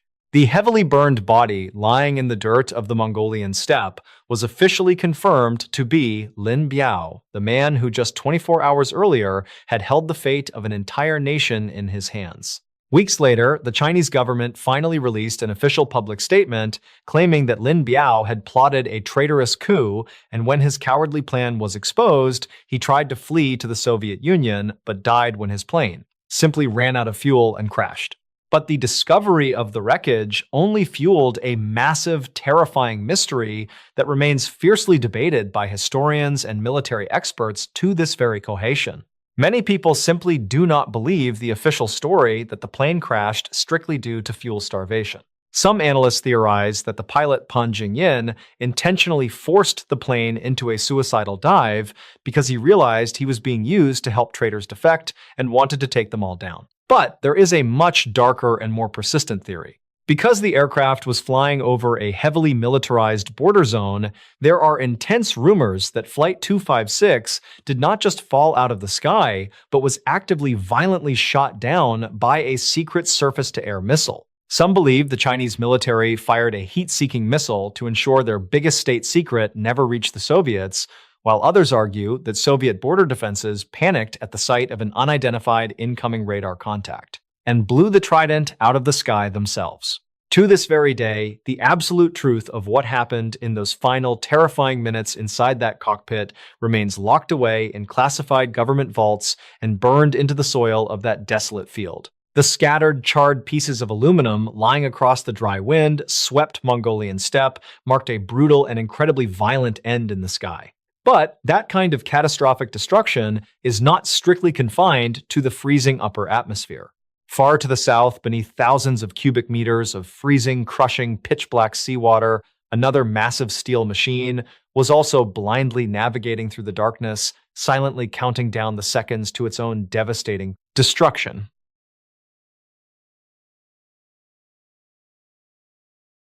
On the incredibly dark and moonless night of December 4th, 1971, just off the eastern coast of India, near the massive port city of Visakhapatnam, the heavy silence of the Bay of Bengal was suddenly completely shattered.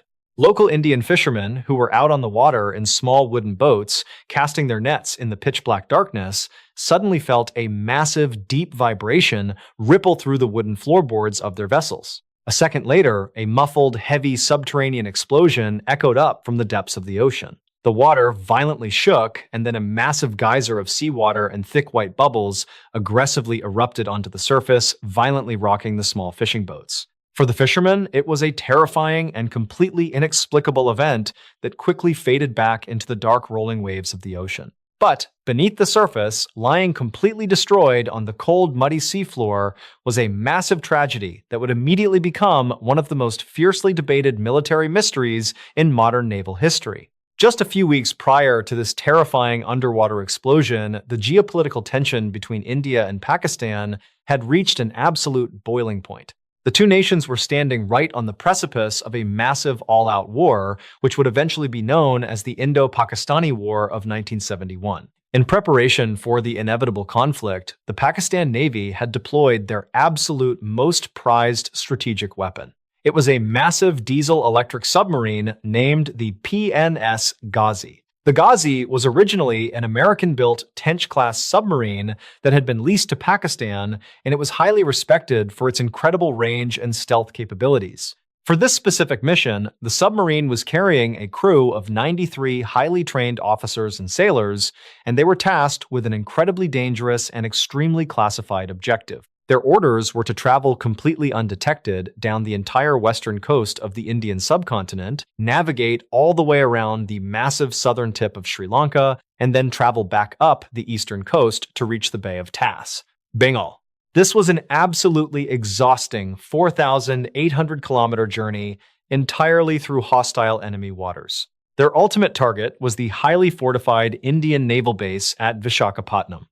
The Ghazi was ordered to covertly lay a massive deadly minefield right at the entrance of the harbor. The primary goal was to completely blockade the port and, ideally, sink or severely damage India's only aircraft carrier, the INS Vikrant, which Pakistan believed was currently docked inside.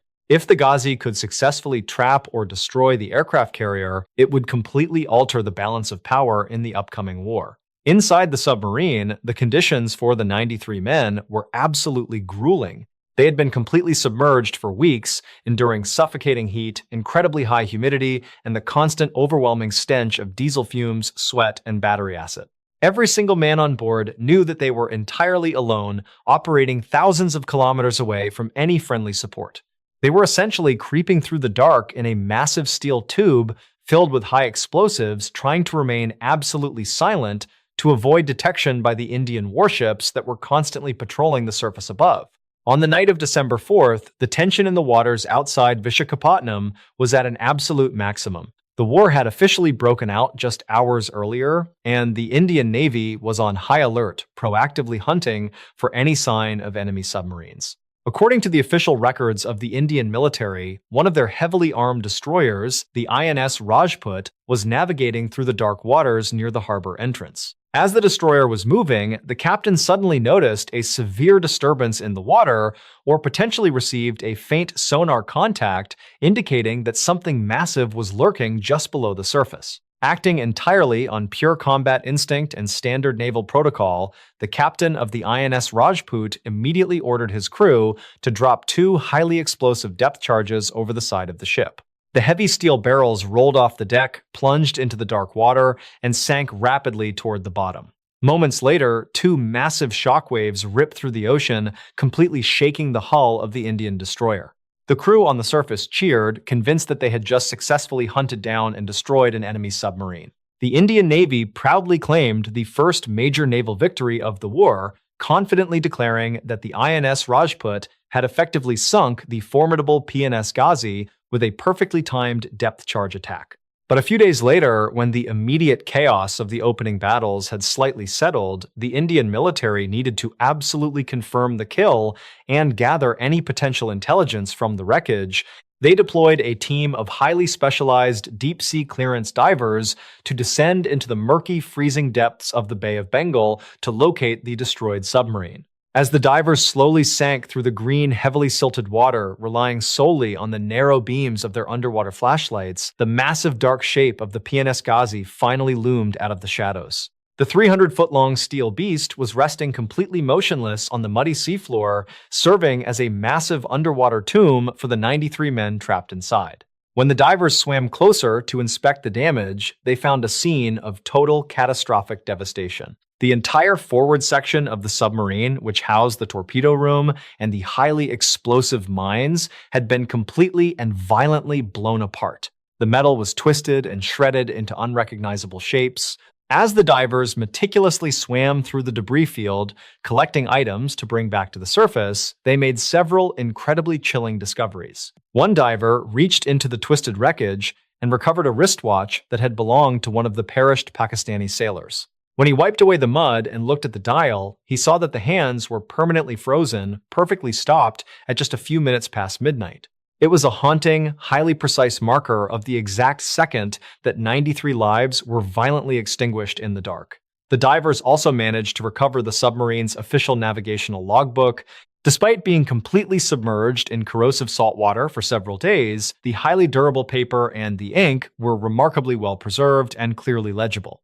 The investigators on the surface eagerly opened the wet pages of what the Ghazi had been doing in its final hours. The very last entries in the logbook were written with absolute clinical precision, detailing the highly dangerous and incredibly stressful procedure of the crew moving the heavy naval mines and loading them into the forward torpedo tubes, in preparation for laying the minefield. But the most baffling and highly controversial piece of evidence came directly from the physical condition of the submarine's destroyed hull. When the specialized naval engineers carefully reviewed the underwater photographs and the detailed reports brought back by the divers, they noticed an undeniable physical anomaly. The heavy steel bulkheads, the massive pressure hull, and the torpedo tubes in the forward section of the PNS Ghazi were not crushed or pushed inward.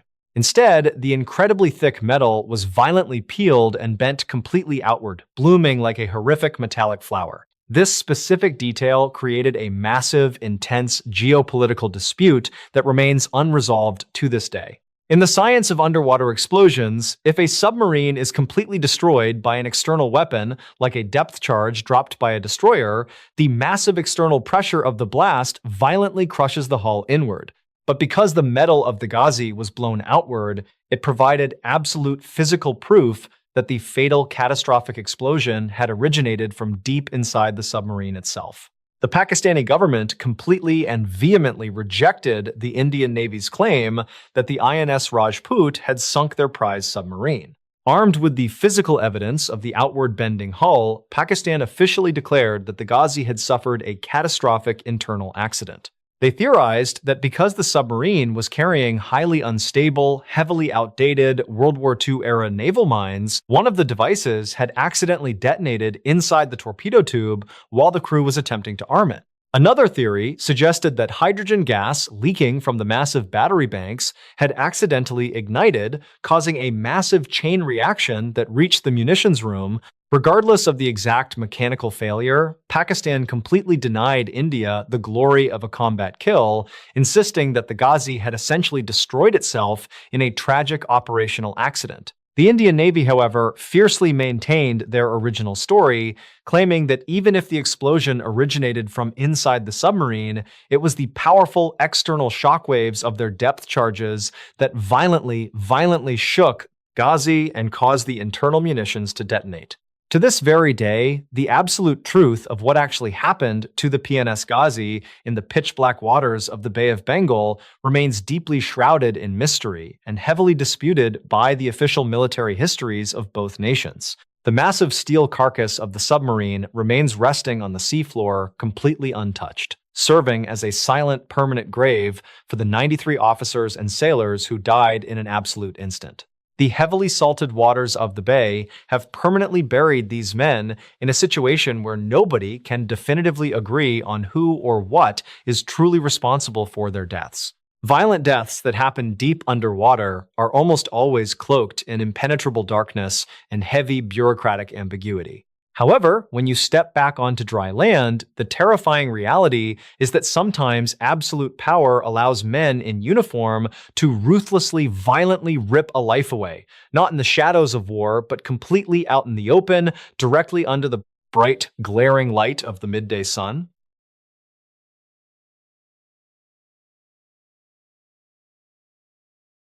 On the profoundly dark and moonless night of December 4th, 1971, just off the eastern coastline of India near the heavily fortified port city of Vishakhapatnam, the normally rhythmic sounds of the Bay of Bengal were suddenly and aggressively interrupted.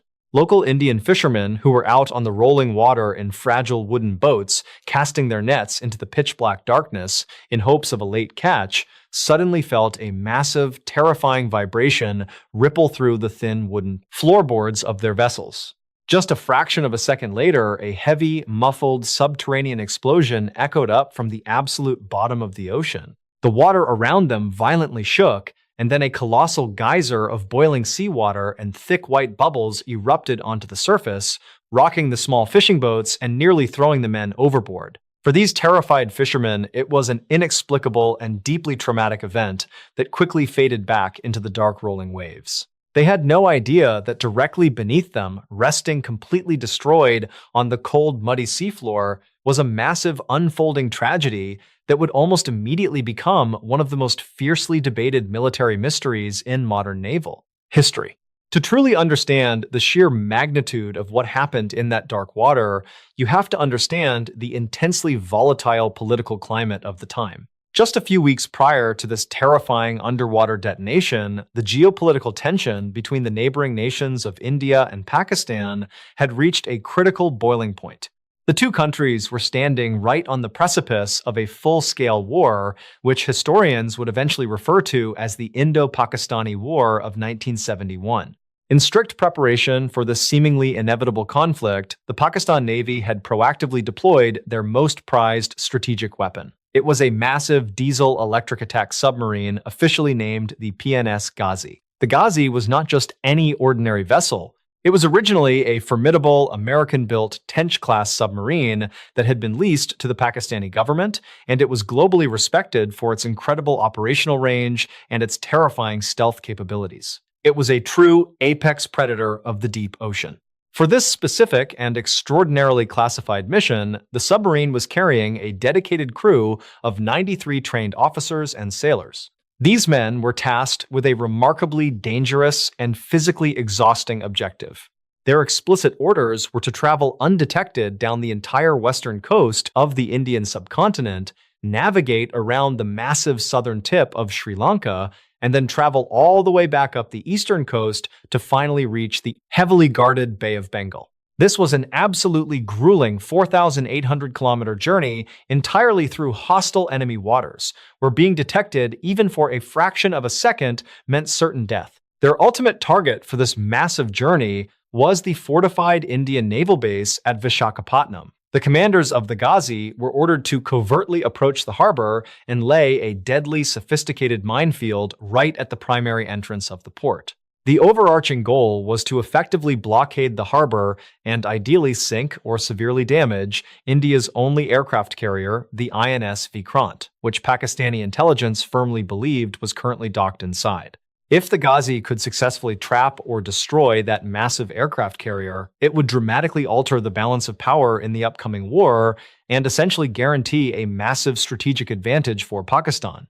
Inside the heavy steel hull of the submarine, the daily living conditions for those 93 men were agonizing. Because they were operating in strictly hostile territory, they had been submerged for weeks on end, rarely surfacing to take in fresh air.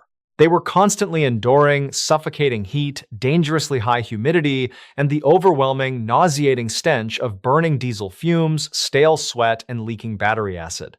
Every single man on board that submarine knew with absolute certainty that they were entirely alone, operating thousands of kilometers away from any friendly support or rescue vessels. They were essentially creeping blindly through the dark ocean inside of a massive steel tube filled to the brim with high explosives, trying desperately to remain silent in order to avoid being detected by the highly motivated Indian warships that were aggressively patrolling the surface directly above their heads. On the fateful night of December 4th, the tension in the dark waters just outside Visakhapatnam was at a maximum. The official war had actually formally broken out just a few hours earlier, making the entire region an active, highly volatile combat zone. The Indian Navy was operating on the highest possible level of alert, proactively hunting for any potential sign of enemy submarines lurking in the depths. According to the highly detailed records of the Indian military, one of their most heavily armed destroyers, a massive warship known as the INS Rajput, was carefully navigating through the rolling waves incredibly close to the harbor. Entrance. As the destroyer was cutting through the water, the captain of the vessel suddenly noticed a severe physical disturbance dead ahead, or potentially, according to some reports, received a very faint, suspicious sonar contact indicating that something massive and metallic was hiding just below the surface. Acting entirely on pure aggressive combat instinct and standard naval wartime protocol, the captain of the INS Rajput did not hesitate for a single second. He immediately ordered his crew to arm and drop 2 explosive heavy depth charges directly over the side of the ship.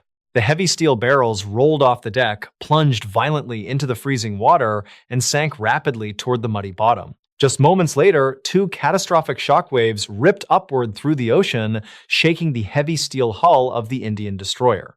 The crew standing on the surface deck cheered wildly, convinced that they had just successfully hunted down and destroyed an enemy submarine. The Indian Navy proudly and very publicly claimed the first major naval victory of the entire war, confidently declaring to the world that the INS Rajput had effectively and single-handedly sunk the formidable PNS Ghazi with a perfectly timed depth charge attack. It was a massive morale boost for the entire country of India and a devastating psychological blow to the Pakistani military. But a few days later, when the immediate, intense chaos of the opening battles had slightly settled down, the Indian military realized they needed to conclusively confirm the kill and meticulously gather any potential intelligence or classified documents from the submerged wreckage. They immediately deployed a specialized team of elite deep-sea clearance divers to descend into the murky, freezing depths of the Bay of Bengal to locate and inspect the destroyed submarine. As the divers slowly sank deeper and deeper through the dark green, heavily silted water, relying solely on the incredibly narrow, faint beams of their underwater flashlights, the massive, terrifying shape of the PNS Ghazi finally loomed out of the cold shadows. The 300-foot-long steel beast was resting completely motionless on the muddy sea floor, essentially serving as a dark underwater tomb for the 93 men who were permanently trapped inside. When the divers carefully swam closer to inspect the physical damage of the vessel, they found a scene of total, catastrophic, and highly disturbing devastation. The entire forward section of the submarine, which was the specific area that housed the primary torpedo room and the explosive underwater mines, had been violently blown apart. The incredibly thick steel metal was twisted, shredded, and violently deformed into completely unrecognizable jagged shapes. As the divers meticulously swam through the terrifying debris field, carefully collecting personal items and equipment to bring back to the surface for analysis, they made several deeply chilling discoveries. One diver reached into the twisted metallic wreckage and recovered a standard-issue wristwatch that had belonged to one of the perished Pakistani sailors. When the diver wiped away the thick layer of ocean mud and looked closely at the dial, he saw that the mechanical hands were permanently frozen, perfectly stopped at just a few minutes past midnight. It was a haunting, highly precise marker of the exact second that 93 human lives were extinguished in the pitch-black depths. The divers also managed to reach into the control room and completely recover the submarine's official navigational logbook. Despite being submerged in highly corrosive freezing saltwater for several consecutive days, the durable, specialized paper and the ink were remarkably well preserved and completely legible. The military investigators back on the surface eagerly opened the wet-stained pages, desperately hoping to find out exactly what the Ghazi had been doing in its final terrifying hours. The very last entries, heavily scrawled in the logbook, were written with absolute clinical precision, carefully detailing the dangerous and stressful procedure of the exhausted crew actively moving the heavy naval mines and physically loading them into the forward torpedo tubes in direct preparation for laying the deadly minefield. But the absolute most baffling and highly controversial piece of evidence uncovered by the investigation came directly from the physical condition of the submarine's destroyed forward hull. When the specialized naval engineers and weapons experts carefully reviewed the underwater photographs and read the incredibly detailed physical reports brought back by the deep-sea divers, they immediately noticed an undeniable and deeply problematic physical anomaly. The heavy steel bulkheads, the massive structural pressure hull, and the torpedo tubes in the forward section of the PNS Ghazi were absolutely not crushed or pushed inward. Instead, the incredibly thick, nearly impenetrable metal was violently peeled, bent, and forced completely outward, blooming open like a horrific, jagged metallic flower. This highly specific and undeniable physical detail immediately created an intense geopolitical dispute that remains completely unresolved to this very day. In the highly exact science of underwater explosive dynamics, if a massive submarine is destroyed by a powerful external weapon, like a heavy depth charge dropped by a surface destroyer, the immense external pressure of the blast violently crushes the hull inward, collapsing the metal upon itself. But because the thick structural metal of the Ghazi was definitively blown outward, it provided irrefutable physical proof that the fatal catastrophic explosion had actually originated from deep inside the submarine itself. The Pakistani government vehemently rejected the Indian Navy's highly publicized claim that the INS Rajput had successfully sunk their most prized submarine. Armed with the irrefutable physical evidence of the outward bending metal hull, Pakistan officially and aggressively declared that the Ghazi had actually suffered a catastrophic internal mechanical accident. They presented a deeply disturbing theory that because the submarine was carrying highly unstable, outdated World War II-era naval mines, one of the sensitive explosive devices had simply accidentally detonated inside the tight confines of the torpedo tube while the exhausted crew was desperately attempting to arm it in the dark. Another highly plausible theory suggested by experts indicated that combustible hydrogen gas slowly leaking from the massive overworked battery banks had accidentally ignited in the poorly ventilated space, causing a massive chain reaction. Fireball that instantly reached the forward munitions room.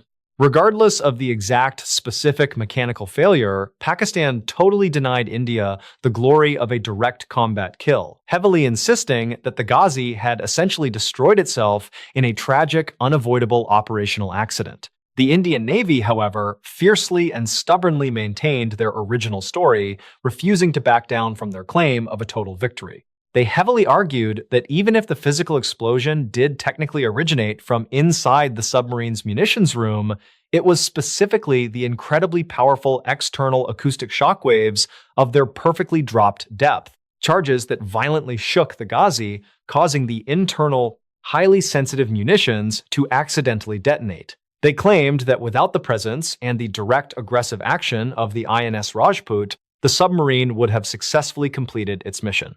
To this very day, the absolute objective truth of what actually happened to the PNS Ghazi in those pitch-black, freezing waters of the Bay of Bengal remains deeply shrouded in absolute mystery and fiercely disputed by the official military. Histories of both proud nations. Neither side has ever officially conceded their version of the events. Meanwhile, the massive decaying steel carcass of the submarine remains permanently resting on the dark, muddy seafloor, completely untouched and slowly being consumed by the ocean.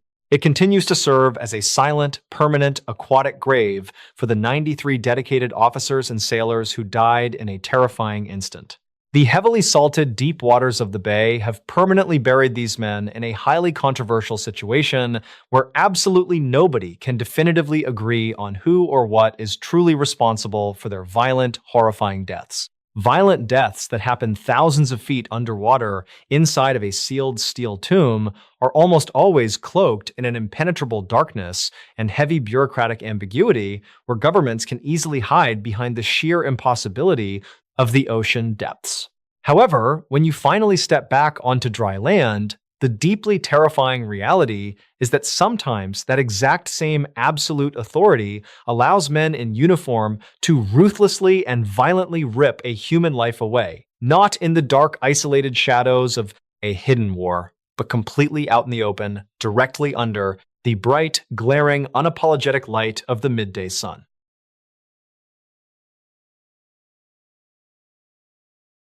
At around 4 o'clock in the afternoon on October 6, 1970, on the sprawling, tree-lined campus of the Bandung Institute of Technology, located in the lush, mountainous region of West Java, Indonesia, the heavy, humid, tropical air was suddenly and violently split by the sounds of sheer, absolute chaos. What was originally supposed to be a completely routine-friendly soccer match between the civilian university students and the highly disciplined cadets from the local police academy had rapidly and inexplicably devolved into a massive, brutally violent riot.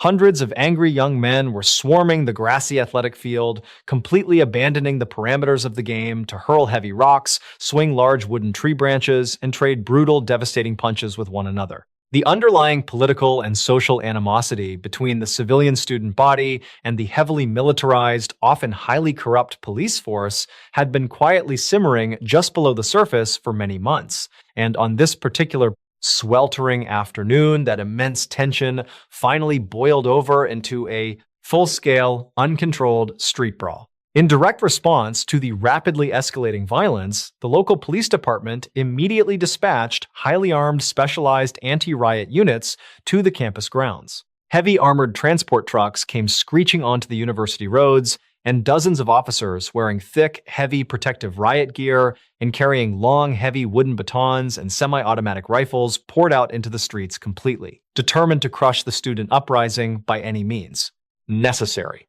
Just a few blocks away from the dangerous epicenter of this chaotic battlefield, a 21-year-old engineering student named Rene Louis Conrad was casually navigating his absolute most prized possession down the paved campus roads. Rene was riding a beautifully maintained, heavily polished, imported American Harley-Davidson motorcycle. He was a highly recognizable and popular figure around the university, partly because of his striking mixed European and Indonesian heritage, but mostly because of the loud, distinct, throaty rumble of that incredibly heavy, expensive motorcycle. On this particular afternoon, Rene had absolutely nothing to do with the soccer match or the subsequent violent riot. He was simply riding his motorcycle through the campus, likely heading home or to a quiet study session, completely unaware that the streets just a few hundred yards ahead of him had just been transformed into a brutal, unpredictable war zone. As he turned a blind corner, his motorcycle slowly approached a heavily congested intersection that was completely blocked off by a large group of aggressive, heavily armed riot police. The officers were breathing heavily, their dark uniforms completely covered in dirt and sweat from the ongoing physical clashes with the angry students. They were operating in a state of extreme high adrenaline and completely unchecked hostile aggression actively looking for anyone they perceived as a threat or simply a convenient target to physically vent their rage upon. When they saw Rene slowly rolling toward them on his massive shiny motorcycle, something deep inside the group of officers completely snapped. Even though Rene was entirely unarmed, making absolutely no aggressive moves, and clearly just trying to peacefully pass through the intersection, a large group of several officers suddenly charged directly at him with their weapons. Raised? Before Rene could even attempt to squeeze the heavy brakes or turn the massive motorcycle around to escape, the officers violently grabbed his thick jacket and physically ripped him entirely off the leather seat of the Harley-Davidson. He hit the hard-hot asphalt with a sickening heavy thud, and before he could even raise his hands to defend his face, the officers descended upon him like a pack of wild, enraged animals. They began mercilessly beating him with the heavy, solid steel butts of their rifles and their thick, dense wooden riot batons. Rene instinctively curled into a tight fetal position on the ground, desperately trying to protect his head and vital organs from the relentless, devastating blows, but the officers just kept swinging with absolute maximum force. And in a deeply chilling display of absolute petty malice and sheer jealousy, a few of the officers completely turned their attention away from the heavily bleeding student and focused their violent rage directly onto his prized motorcycle. Using their heavy wooden batons, they completely smashed out the delicate glass headlights of the Harley-Davidson until the shattered glass rained across the street.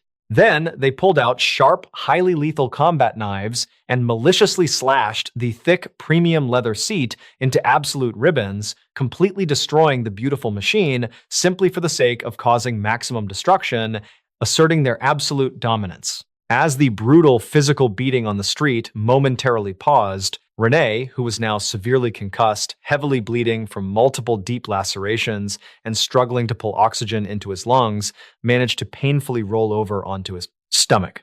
Using every last agonizing ounce of physical strength he had left in his battered body, he planted his shaking hands on the blood-stained asphalt and slowly, desperately tried to push himself up to his hands and knees in a tragic attempt simply crawl away from his merciless attackers.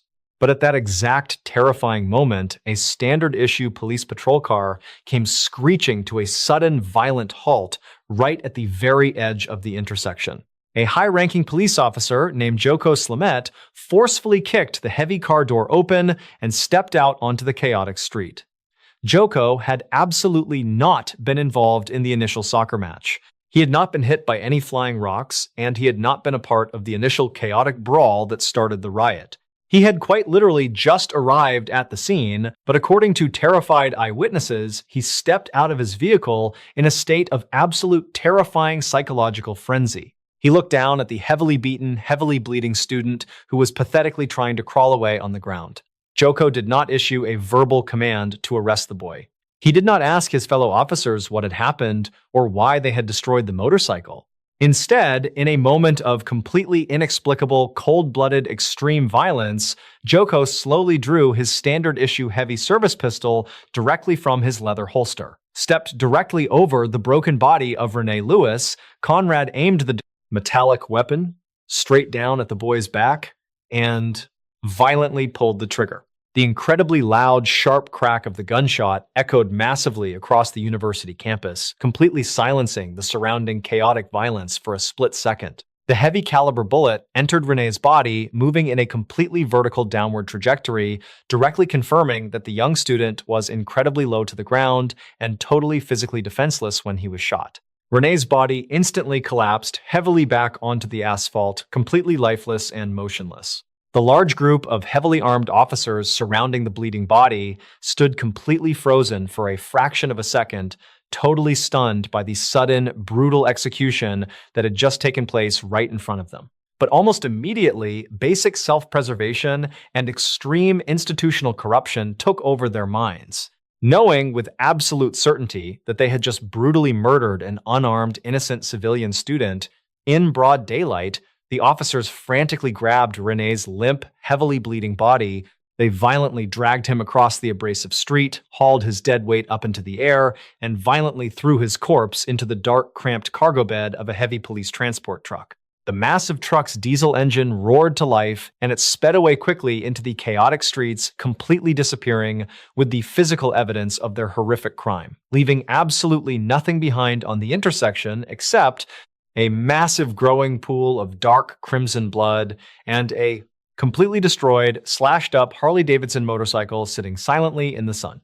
For several agonizing, deeply terrifying days, the completely distraught family of Rene Louis Conrad and the entire massive student body of the Bandung Institute of Technology frantically searched the city for him. The local police department officially and vehemently denied having absolutely any knowledge of his current whereabouts, heavily claiming to the desperate parents that the young man was likely just hiding from the authorities out of fear, due to his active participation in the massive riots.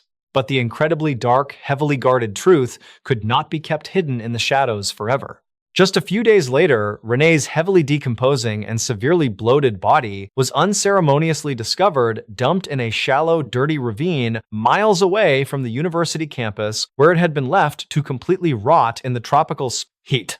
The official medical autopsy immediately confirmed the deeply brutal nature of his highly violent death, specifically noting the devastating, massive blunt force trauma across his entire body and the undeniable, absolutely fatal gunshot wound that traveled perfectly vertically through his torso, proving he was executed while crawling on the ground. When the horrifying news of Rene's point-blank execution and the subsequent massive organized police cover-up broke across the region, the entire city of Bandung completely and absolutely erupted in pure rage. It was no longer just a petty sports rivalry between young students and police cadets. It was a massive, furious, highly organized demand for absolute strict justice. On the specific day of Rene Louis Conrad's highly publicized funeral, the university campus witnessed one of the most chilling, deeply powerful, and totally unprecedented protests in all of Indonesian history. Thousands upon thousands of civilian university students, strictly and completely dressed in solid, pitch-black clothing, gathered tightly together under the blinding hot, sweltering tropical sun. In a massive, highly coordinated act of profound collective mourning and intense, terrifying, silent defiance, every single male student in attendance had completely shaved their heads, entirely bald. The sheer visual impact of thousands of bald, heavily grieving young men standing in absolute, total, suffocating silence as Rene's wooden casket was slowly carried through the crowded streets sent a massive, undeniable shockwave of pure, institutional fear straight into the highest, securely guarded levels of the Indonesian national government. The immense, overwhelming public pressure and the highly organized, deeply intimidating student protests forcefully compelled the notoriously corrupt military and police establishment to actually take definitive action. They realized they could not simply sweep this highly public execution under the rug without risking a massive, nationwide violent revolution. Internal investigators were forcefully, heavily pressured to break the notorious blue wall of police silence, and eventually, the dark, horrific truth about Joko Slamet's completely unprovoked, cold-blooded execution came entirely to light. The high-ranking officer, who had simply stepped out of his patrol car and ended a human life for absolutely no logical reason, was officially stripped of his medal badge and formally brought up on highly publicized murder charges.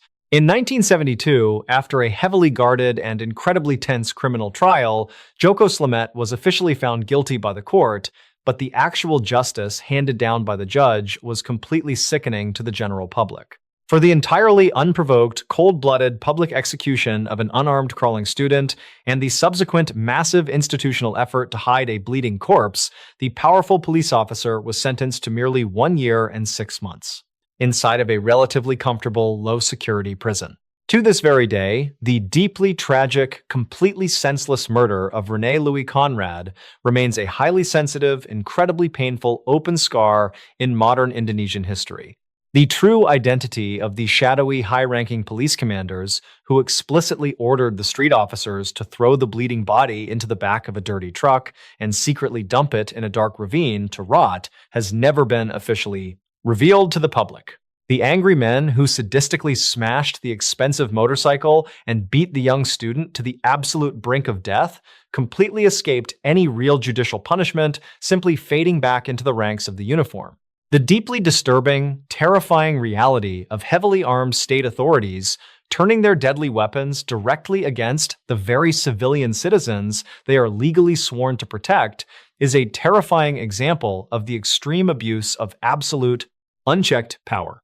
When those explicitly holding the ultimate authority choose to use senseless, extreme violence against the innocent, the immediate, unavoidable fallout is always widespread, furious rage and deep, permanent societal trauma. But if that exact same terrifying absolute power is suddenly violently hijacked by anonymous, desperate men pointing heavy machine guns directly at the heads of innocent, terrified civilians, violence instantly transforms from a tool of corrupt, street-level oppression into a completely cold-blooded, high-stakes bargaining chip soaring silently through the freezing clouds at 30,000 feet. On the incredibly warm and bright tropical morning of October 21st, 1971, the Juan Santamaria International Airport, located just outside the vibrant, bustling capital city of San Jose, Costa Rica, was operating exactly like it did on any other typical day. The airport terminal was filled with the loud, echoing sounds of families talking, businessmen rushing to their gates, and the continuous drone of intercom announcements bouncing off the high ceilings.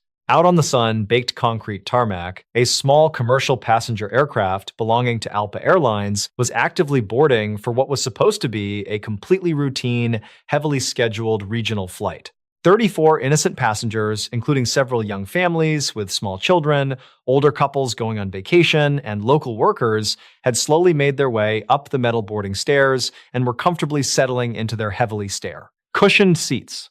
The friendly flight attendants were slowly walking up and down the narrow carpeted aisle, double-checking that every single seatbelt was securely fastened and politely reminding people to carefully stow their heavy luggage in the overhead compartments. Outside the small, thick windows, the ground crew in bright reflective vests was pulling away the heavy luggage carts and disconnecting the external power lines. The heavy mechanical whine of the jet engines slowly began to spool up, vibrating through the floorboards of the aircraft as the pilot prepared to initiate the standard taxi sequence down the long runway. Many of the passengers were casually reading the morning newspapers, quietly chatting with their neighbors, or simply leaning their heads back and closing their eyes to catch a few minutes of sleep before the aircraft took to the skies. It was an atmosphere of total, complete relaxation and mundane travel. But just as the massive heavy aircraft began to slowly inch forward, pulling away from the safety of the terminal building, the heavy reinforced metal door at the absolute front of the passenger cabin was suddenly and violently kicked, completely open. A highly organized, heavily armed, and deeply aggressive group of militant guerrillas belonging to the Sandinista National Liberation Front, formerly known as the FSLN, came storming violently into the confined space of the passenger cabin. They were completely covered in heavy military fatigues, shouting at the absolute top of their lungs and wildly waving heavy dark steel submachine guns back and forth across the rows of seats. The sudden, terrifying explosion of extreme violence inside the quiet aircraft instantly threw the 34 innocent passengers into a state of sheer absolute panic. The militants aggressively shoved the flight attendants out of the way, completely taking over the narrow aisle and establishing total physical dominance over the aircraft in a matter of seconds. The heavily armed leader of this highly coordinated hijacking team immediately stormed directly into the small, cramped cockpit at the front of the plane. He grabbed the terrified pilot by the collar of his uniform, violently shoved him back into his heavy leather chair, and pressed the cold, dark steel barrel of a submachine gun directly against the side of the pilot's head. He aggressively ordered the pilot to instantly cut the throttles, completely shut down the massive jet engines, and absolutely not touch the radio dials unless explicitly instructed to do so. As the heavy engines outside whined down to a total terrifying silence, the only sounds left inside the metal tube of the aircraft were the panicked, hyperventilating breaths and the muffled, terrified crying of the 34 passengers who suddenly realized they were now entirely at the absolute mercy of heavily armed political extremists.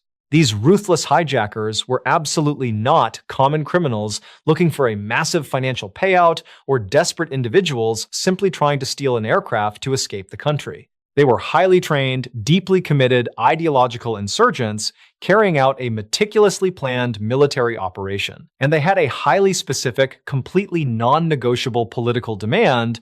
The leader of the hijacking squad forcefully grabbed the heavy plastic radio microphone in the cockpit, pressed the transmission button, and broadcast a deeply chilling, violent ultimatum directly to the frantic Costa Rican government.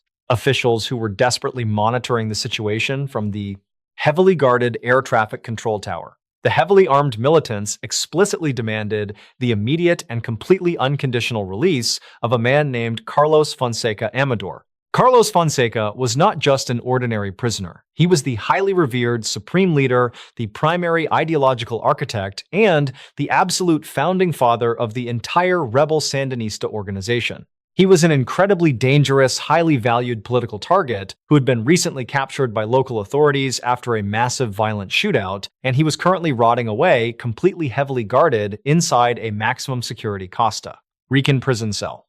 The hijackers, speaking with absolute terrifying clarity and complete lack of emotion, explicitly stated over the radio frequency that if Carlos Fonseca was not physically removed from his prison cell, brought out to the sun, baked tarmac, allowed to freely board this exact airplane within exactly 2 hours, they would systematically and violently execute every single one of the 34 passengers on board. To brutally demonstrate to the completely terrified government officials that they were absolutely not bluffing and were fully prepared to commit a massive atrocity, the hijackers initiated a deeply terrifying display of intense psychological and physical torture inside the sweltering cabin. They aggressively dragged several heavy, dark canvas duffel bags down the narrow center aisle, unzipped them, and began pulling out dozens of thick red sticks of highly explosive industrial-grade dynamite. The 34 passengers watched in absolute sheer horror as the heavily armed militants systematically walked down the rows and meticulously tightly strapped these highly volatile explosives directly to the metal armrests and the physical frames of their very own passenger seats.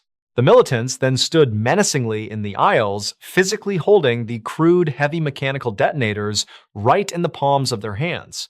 They made absolutely sure that every single terrified passenger could see that their thumbs were pressed down incredibly hard on the sensitive metal triggers, making it explicitly clear that a single microscopic slip of a finger, a sudden jolt, or a sudden unexpected movement would completely and instantly vaporize the entire aircraft and everyone inside it. The hijackers then began screaming at the top of their lungs, ordering the passengers to immediately lean their bodies completely forward, forcefully press their faces completely down into their knees, and tightly squeeze their eyes shut.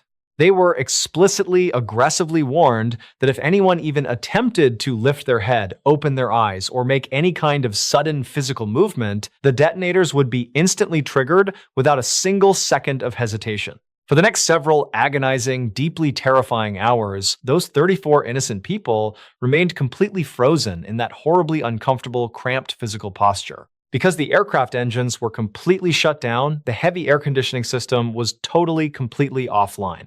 The intense tropical Costa Rican sun was beating down directly on the metal fuselage of the airplane, rapidly turning the sealed cabin into an absolutely suffocating, sweltering oven. The passengers were dripping in heavy sweat, their muscles violently cramping from the forced, unnatural position, listening in complete pitch-black darkness to the heavy, loud, thudding boots of the armed militants, pacing angrily up and down. The aisle completely surrounded by the overwhelming, putrid smells of aviation fuel, stale sweat, and raw chemical explosives, just agonizingly waiting for a massive, blinding, fiery explosion to instantly end their lives. Back on the ground, inside the heavily guarded government offices, the Costa Rican authorities were thrown into an absolute state of sheer unprecedented panic. Costa Rica was a nation that famously, proudly operated entirely without a standing military army, relying solely on local police forces to maintain basic civil order. They were suddenly completely fundamentally unequipped to handle a highly aggressive, heavily armed international terrorist hostage situation. The clock was rapidly ticking down toward the 2-hour deadline, and the frantic, desperate pleas from the heavily sweating air traffic controllers, continuously confirming that the aircraft was quite literally heavily rigged to blow, left the high-ranking government officials with absolutely zero viable tactical options. They quickly realized they simply could not risk authorizing a violent armed police raid on the aircraft without guaranteeing the absolute total slaughter of 34 innocent civilians. The hijackers had created a completely impenetrable lethal standoff. So in a moment of complete and total political capitulation, recognizing that human lives were vastly more important than holding on to a single political prisoner, the Costa Rican government entirely folded to the terrorist demands. They placed a frantic emergency phone call directly to the warden of the local maximum security prison and ordered the immediate, totally unconditional physical release of Carlos Fonseca. Under heavily armed police escort, but moving incredibly fast at breakneck speeds to beat the ticking 2-hour deadline, the authorities rushed the highly dangerous rebel leader directly through the crowded city streets and straight out to the airport tarmac. From the cramped, terrifying, sweltering confines of the airplane cockpit, the hijacked pilot watched through the thick glass windshield as a heavily armored police convoy came screeching to a sudden, violent halt right next to the massive aircraft.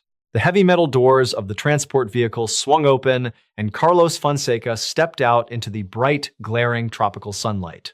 In a deeply surreal, bizarre contrast to the highly militant, heavily armed, violently aggressive men who had just orchestrated his massive, highly illegal rescue, Fonseca was wearing a deeply crumpled, dirty, highly oversized black and white, striped prisoner uniform, looking entirely exhausted and disheveled.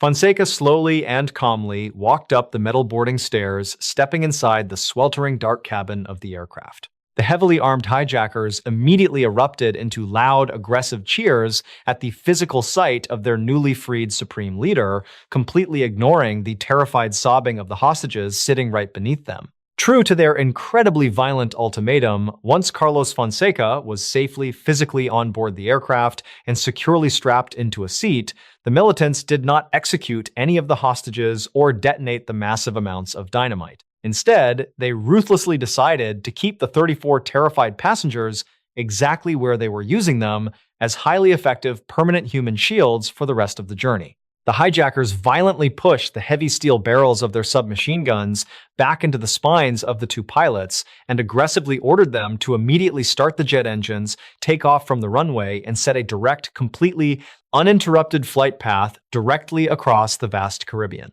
Sea toward Havana, Cuba. For the terrified passengers, the nightmare was absolutely not over, as the massive heavy aircraft violently lurched forward, roared down the runway, and forcefully took to the skies, carrying a cabin full of live explosives and heavily armed political extremists. But several highly tense, agonizing hours later, the hijacked Alpha flight finally initiated its descent and landed incredibly smoothly on the concrete runway in Havana. The terrifying, intensely volatile international hostage situation had been executed completely flawlessly by the militants without a single physical shot being fired and without a single drop of innocent blood being spilled on the floor of the cabin. The heavily armed hijackers and their supreme leader, Carlos Fonseca, casually walked off the airplane and were immediately openly welcomed as absolute heroic revolutionaries by the local sympathetic authorities on the Cuban tarmac. Meanwhile, inside the sweltering cabin, the 34 deeply traumatized, physically exhausted passengers were finally aggressively told they could lift their heads, open their tear-filled eyes, and breathe the fresh air, knowing they had incredibly narrowly, miraculously survived a terrifying brush with absolute certain death. A highly coordinated, aggressive airborne rescue mission, completely ending safely on a new foreign horizon without a single casualty, is a miraculously rare, completely abnormal event in the highly violent dark history of global aviation. But, tragically, absolutely not every flight that bravely takes to the skies is ever afforded that kind of peaceful, bloodless resolution. Sometimes an aircraft does not even have the chance to fully reach its safe cruising altitude before the solid ground directly below it suddenly and violently erupts into a deadly, terrifying storm of heavy machine gun fire violently, aggressively waiting to completely tear you apart.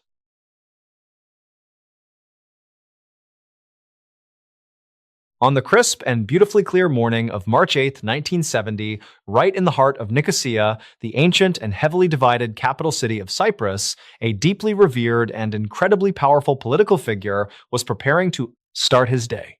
Archbishop Makarios III, who was not only the supreme head of the Cypriot Orthodox Church, but also the first official president of the Republic of Cyprus, stepped out of the heavy, ornate wooden doors of the presidential palace. He was dressed in his traditional flowing black clerical robes, tightly clutching his long wooden pastoral staff. He was scheduled to make a highly anticipated journey to the remote Makarios monastery to lead a massive, solemn religious service. Because the rugged, mountainous terrain of the Mediterranean island made ground travel incredibly slow and politically dangerous for a high-profile target, Makarios heavily relied on his private state-owned helicopter to safely transport him across the country. As he slowly walked out onto the perfectly manicured bright green lawn of the palace grounds, the massive heavy rotor blades of his private aircraft were already spinning at maximum velocity, creating a deafening mechanical roar and whipping the loose grass directly into the air. The president confidently ducked his head, stepped up into the luxurious passenger cabin of the helicopter, and firmly strapped himself into his leather seat. Sitting directly in the cockpit just a few feet in front of him was his highly trusted personal pilot, a deeply experienced aviator named Zacharias Papadogiannis. Zacharias carefully checked his complex array of dials and flight instruments, firmly gripped the heavy collective lever, and slowly pulled back. The massive helicopter effortlessly detached from the green grass of the palace lawn and began to vertically ascend into the bright blue Mediterranean sky. It was a completely routine, heavily practiced takeoff that both men had executed hundreds of times before without a single incident. The helicopter smoothly cleared the tall perimeter walls of the heavily guarded presidential palace and reached an altitude of just a few dozen meters, preparing to aggressively bank toward the jagged mountains in the distance. But at that exact terrifying fraction of a second, the peaceful mechanical hum of the aircraft was suddenly and completely violently overwhelmed by a horrific, deafening roar of heavy automatic weapon fire. Just a few hundred yards away from the palace grounds, completely looming over the immediate flight path, stood the tall, historic concrete structure of the Pancyprian Gymnasium, which was a highly prestigious local high school. But on this specific Sunday morning, the flat roof of the educational building had been completely transformed into a highly elevated, deadly sniper nest. A covert team of heavily armed elite political assassins had meticulously breached the school grounds during the pitch-black hours of the night. According to the chilling physical evidence left behind at the scene, these unidentified gunmen had actually laid completely flat on the freezing hard concrete roof for a grueling 10 straight hours, enduring the bitter cold night air, just silently waiting with absolute terrifying patience for the exact moment the president's helicopter crossed directly into their crosshairs. As the slow-moving aircraft hovered perfectly into their absolute line of sight, the assassins aggressively squeezed the heavy triggers on their high-powered military-grade submachine guns. Dozens of heavy-caliber rounds violently tore through the crisp morning air, traveling at supersonic speeds and slammed directly into the fragile body of the aircraft. The thin metal fuselage was instantly ripped to absolute shreds. The large curved plexiglass canopy that completely enclosed the cockpit violently shattered into a million tiny jagged pieces, raining sharp blinding debris all over the interior cabin. In a matter of mere seconds, the front of the helicopter was absolutely peppered with more than 50 distinct bullet holes, completely destroying the fragile aerodynamics of the aircraft and turning the cockpit into an absolute bloody nightmare. In the absolute terrifying chaos of the ambush, one of the heavy steel bullets violently punched straight through the shattered glass and slammed directly into the unprotected stomach of the pilot Zacharias Papadogiannis. The massive kinetic impact of the round nearly threw him completely out of his seat. He was instantly, brutally, severely wounded, heavily bleeding, and experiencing a level of agonizing physical pain that would immediately cause almost any human being to completely pass out from sheer biological shock. The heavily damaged helicopter instantly lost its fragile mechanical equilibrium and began to aggressively, wildly spin out of control, rapidly plummeting directly back toward the densely populated city streets below. But in an absolutely superhuman display of sheer physical willpower and absolute intense dedication to his duty, Zacharias completely refused to let go of the controls. Knowing that if the aircraft crashed, the president would instantly die in a massive fiery explosion, the pilot aggressively shoved his left hand directly down onto his own deeply torn open stomach, frantically using his own physical grip, aggressively hold his internal organs inside of his body, and apply desperate pressure to the massive wound. At the exact same time, he used his right hand and his heavily bleeding legs to aggressively wrestle with the violently shaking flight controls. Blood was aggressively pouring down the pilot's uniform, completely pooling on the floorboards of the violently spinning cockpit. The noise of the rushing wind, the screaming engine alarms, and the continued heavy gunfire from the school roof created an environment of absolute total sensory overload.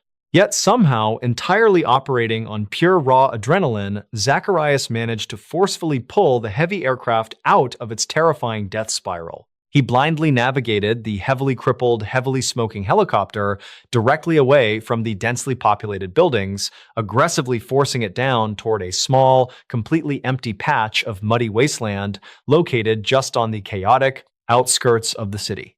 With a massive, violent metallic crunch, the helicopter slammed incredibly hard into the soft earth, skidding heavily across the mud before finally coming to a complete abrupt halt. The heavy rotors slowly wind down, and a deeply terrifying silence finally washed over the heavily destroyed cabin. Miraculously, despite the fact that the entire aircraft was violently shot to absolute ribbons and the cockpit was completely saturated in the pilot's blood, the heavy reinforced passenger cabin in the back had somehow managed to fully absorb the catastrophic impacts.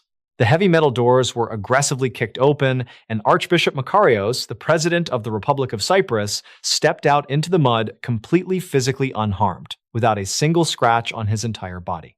The incredibly brave pilot Zacharias, though critically wounded and hovering on the absolute brink of death, was quickly aggressively pulled from the heavy wreckage by responding security forces and rushed to a local hospital where he would, miraculously, eventually survive his catastrophic injuries.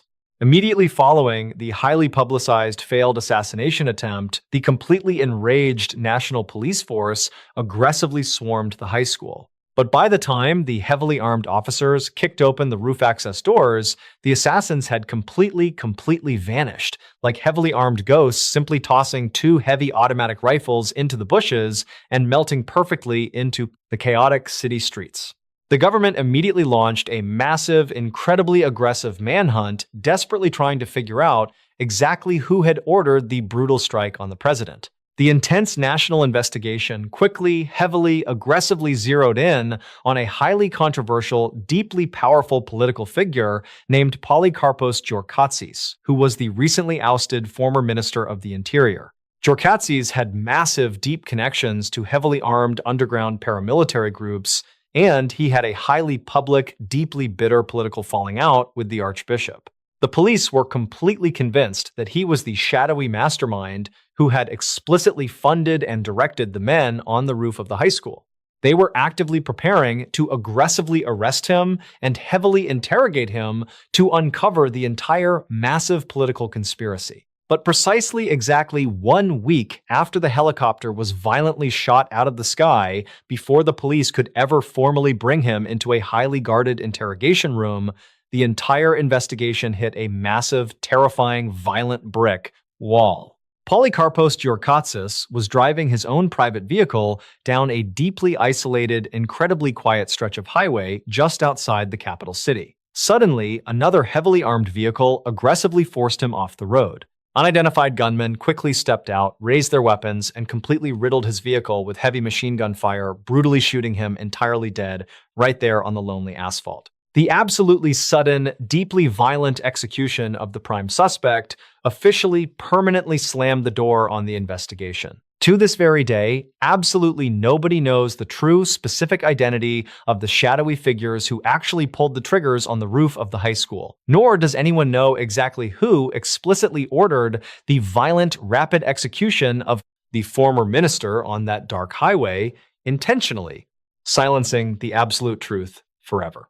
The sudden, lightning-fast, and incredibly cold-blooded death of a powerful politician on a completely lonely stretch of empty highway was a highly calculated move specifically designed to bury a massive dark secret forever. That kind of shadowy, heavily obscured violence entirely relies on total isolation to remain perfectly hidden from the public eye. However, on a completely different continent, just a year later, the exact, ultimate, extreme penalty of death was absolutely not hidden away in the dark shadows or covered up by mysterious assassins. Instead, it was proudly, heavily, violently displayed as an absolute massive bloody festival fully unfolding right directly under the bright sun, and specifically engineered to be explicitly consumed by tens of thousands of deeply eager, wildly cheering eyes.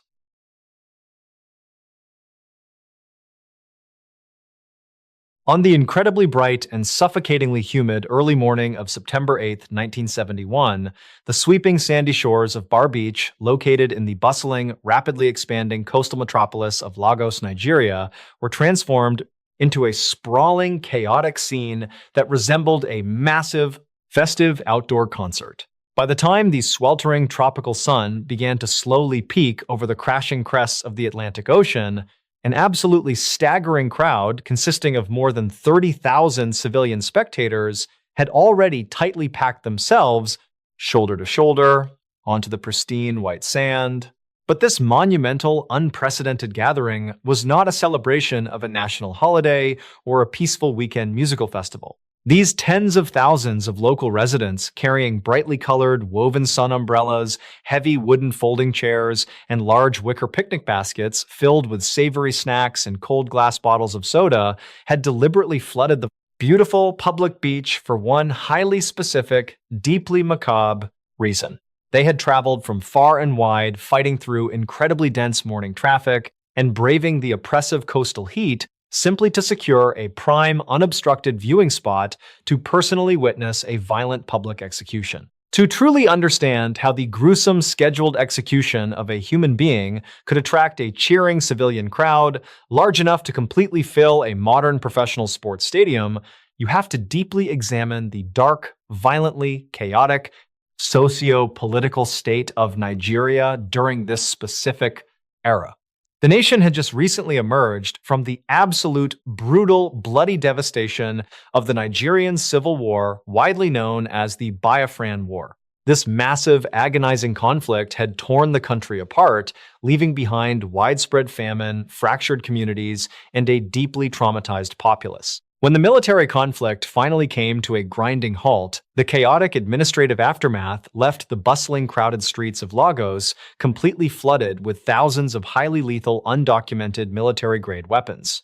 Heavy submachine guns, automatic assault rifles, and heavy wooden crates of loose armor-piercing ammunition were incredibly easy to acquire for mere pennies on the sprawling, unregulated black market. In this deeply unstable, highly dangerous economic environment, an entirely new, terrifying breed of ruthless, organized crime rapidly took root, completely terrorizing the innocent civilian population who were just trying to rebuild their fractured lives. And at the absolute, unquestioned pinnacle of this bloody, violent food chain stood one incredibly charismatic, highly narcissistic man named Ishola Oyenusi. Oyenusi was not your typical shadowy alleyway thug who hid his face in the dark corners of the city. He was an incredibly arrogant, flamboyant criminal mastermind who actively sought out the flashing cameras of the press and aggressively crafted a larger-than-life, terrifying public persona. He loudly and publicly demanded that everyone in the criminal underworld and the police force refer to him strictly as the Doctor, or specifically, the Doctor of Armed Robbery. He firmly believed that his highly orchestrated violent heists were surgical procedures, and he operated his heavily armed criminal syndicate with a level of cold-blooded audacity that the city had never experienced before. When Oyenusi and his heavily armed men committed their incredibly lucrative bank robberies and violent industrial factory heists, they did not operate stealthily in the quiet dead of night. They aggressively struck directly in the middle of the day in broad daylight, relying on massive, overwhelming automatic firepower to completely paralyze the local police and terrify the general public into absolute submission. Oyanusi would frequently arrive at these violent, active crime scenes wearing impeccably tailored, incredibly expensive three-piece suits, calmly smoking thick, premium imported cigars, and ruthlessly shooting anyone who even slightly hesitated to follow his aggressive demands. For several incredibly violent, deeply traumatic years, Oyanusi and his ruthless, heavily armed gang operated with near total impunity, bleeding the commercial and financial sectors of Lagos completely dry. But his absolute most infamous and completely brazen, unforgivable crime occurred in the sweltering month of March of 1971. Oyanusi had acquired highly accurate, heavily guarded inside intelligence regarding a massive physical cash payroll delivery bound directly for the W.A. Hum Industrial Factory Complex, which manufactured household utilities. In broad daylight, as hundreds of factory workers went about their daily shifts, operating heavy machinery, Oyanusi and his heavily armed syndicate violently ambushed the heavy armored transport vehicle the exact second it arrived at factory gates. During the incredibly chaotic, rapidly escalating robbery, Oyanusi stepped out of his vehicle, completely unbothered by the screaming bystanders, raised a heavy automatic weapon, and instantly brutally murdered an innocent uniformed police officer who was bravely attempting to draw his service revolver to guard the massive shipment. With the officer bleeding out on the hot pavement, the gang successfully absconded with a staggering sum of 28,000 Nigerian pounds, which was an entirely life-changing massive fortune at the time. The cold-blooded, highly public murder of a respected, uniformed police officer was the absolute final straw for the terrified city and the deeply embarrassed national government. A massive, highly aggressive, nationwide manhunt was immediately officially launched with explicit lethal orders to capture the arrogant doctor completely dead or alive. Despite his immense stolen wealth and his heavily armed loyal syndicate, Oyanusi was finally brought down not by a massive tactical police raid, but by a deeply personal internal betrayal. A disgruntled former associate of his violent gang, seeking to save his own life from the heavy wrath of the vengeful police, secretly contacted the authorities and provided the highly specific, hidden location of Oyanusi's heavily concealed, luxurious safe house. The police immediately raided the fortified compound, and after a brief but incredibly intense physical struggle, they successfully placed heavy interlocking steel handcuffs on the absolute most feared man in all of West Africa. When Oyanusi was aggressively dragged into the sweltering, dimly lit concrete police interrogation room, he completely refused to show even a single microscopic ounce of fear or remorse. According to the deeply shocked interrogating detectives, Oyanusi actively sneered at them, loudly mocking their incredibly low government salaries and their cheap uniforms. At one highly tense, incredibly volatile moment, when a high-ranking police official aggressively slammed his hands on the table and demanded to know exactly where the massive missing stolen fortune was hidden, Oyanusi violently leaned completely forward across the metal table and forcefully spat directly into the face of the senior officer. He arrogantly, loudly proclaimed that he was completely, utterly untouchable and that absolutely no bullet forged by any mortal man could ever pierce his flesh. This incredibly arrogant claim of absolute physical invincibility was not just an empty theatrical boast. Throughout his incredibly violent reign of terror, a massive, terrifying local superstition had aggressively deeply grown around Oyanusi. Many of the terrified, vulnerable citizens of Lagos wholeheartedly believed that the arrogant criminal possessed incredibly powerful, highly dark, traditional magic locally known as juju. The widespread, heavily circulated, terrifying rumor across the bustling city markets was that Oyanusi had paid incredibly powerful ancient witch doctors to magically enchant his physical body, making his skin completely, totally impervious to any kind of modern heavy gunfire. The terrified public genuinely believed that he wore secret dark talismans underneath his expensive tailored suits, and that if you fired a heavy machine gun directly at his chest, the heavy metal bullets would simply turn into harmless droplets of water or aggressively bounce right off of his chest. And it was this exact, terrifying, deeply ingrained supernatural myth that drew the absolutely staggering crowd of 30,000 people out to the incredibly hot sandy shores of Bar Beach on that fateful September morning. The massive festive crowd, clutching their picnic baskets and aggressively chattering amongst themselves, were absolutely, completely desperate to witness firsthand if the terrifying local legend was actually true, or if the brutal, arrogant doctor would finally bleed like any other mortal man. At exactly 10 o'clock in the morning, the heavy, festive chatter of the massive beach crowd suddenly violently died down, completely replaced by a tense, incredibly heavy, suffocating, absolute silence. A massive, heavily armored, dark military transport vehicle, known locally as a Black Maria, aggressively drove directly onto the soft white sand of the beach and came to an incredibly abrupt, violent halt. The heavy steel doors at the back of the truck were swung open, and heavily armed military soldiers dragged Ishala Oyanusi directly out into the blinding, bright, glaring tropical sunlight. In a deeply surreal, highly terrifying display of absolute, complete psychological dominance, Oyanusi was not wearing a dirty, torn, degrading prison uniform. He had somehow managed to ensure that he was impeccably dressed in a perfectly tailored, highly expensive, pitch black suit over a crisp, bright white dress shirt with the buttons meticulously fastened. As the heavily armed soldiers violently, forcefully shoved him barefoot across the sand toward a line of heavy, thick wooden stakes that had been deeply driven into the ground that morning, Oyanusi casually, calmly looked out over the massive sea of 30,000 terrified, staring faces. The soldiers violently forced his back against the rough, thick wood, tightly, forcefully wrapping heavy, thick, abrasive ropes completely around his tailored suit, aggressively binding his chest, his waist, and his ankles completely tight to the wooden post. 6 of his heavily armed accomplices from the syndicate were aggressively tied to the massive wooden stakes directly beside him. The stark contrast between the men was deeply, incredibly chilling. While his accomplices were violently weeping, frantically screaming, thrashing against the heavy ropes, and desperately aggressively begging the heavens for absolute mercy, Oyanusi did not shed a single tear. He completely, absolutely refused to break his carefully crafted character. As a specialized, highly disciplined military firing squad marched out onto the sand and formally raised their heavy, high-powered military rifles, taking direct dead aim directly at his chest. Oyanusi did something absolutely incredibly chilling that sent a massive cold shiver through the massive crowd. He tilted his head back, stared directly into the blinding hot tropical sun, and let out a massive, loud, booming, deeply arrogant laugh.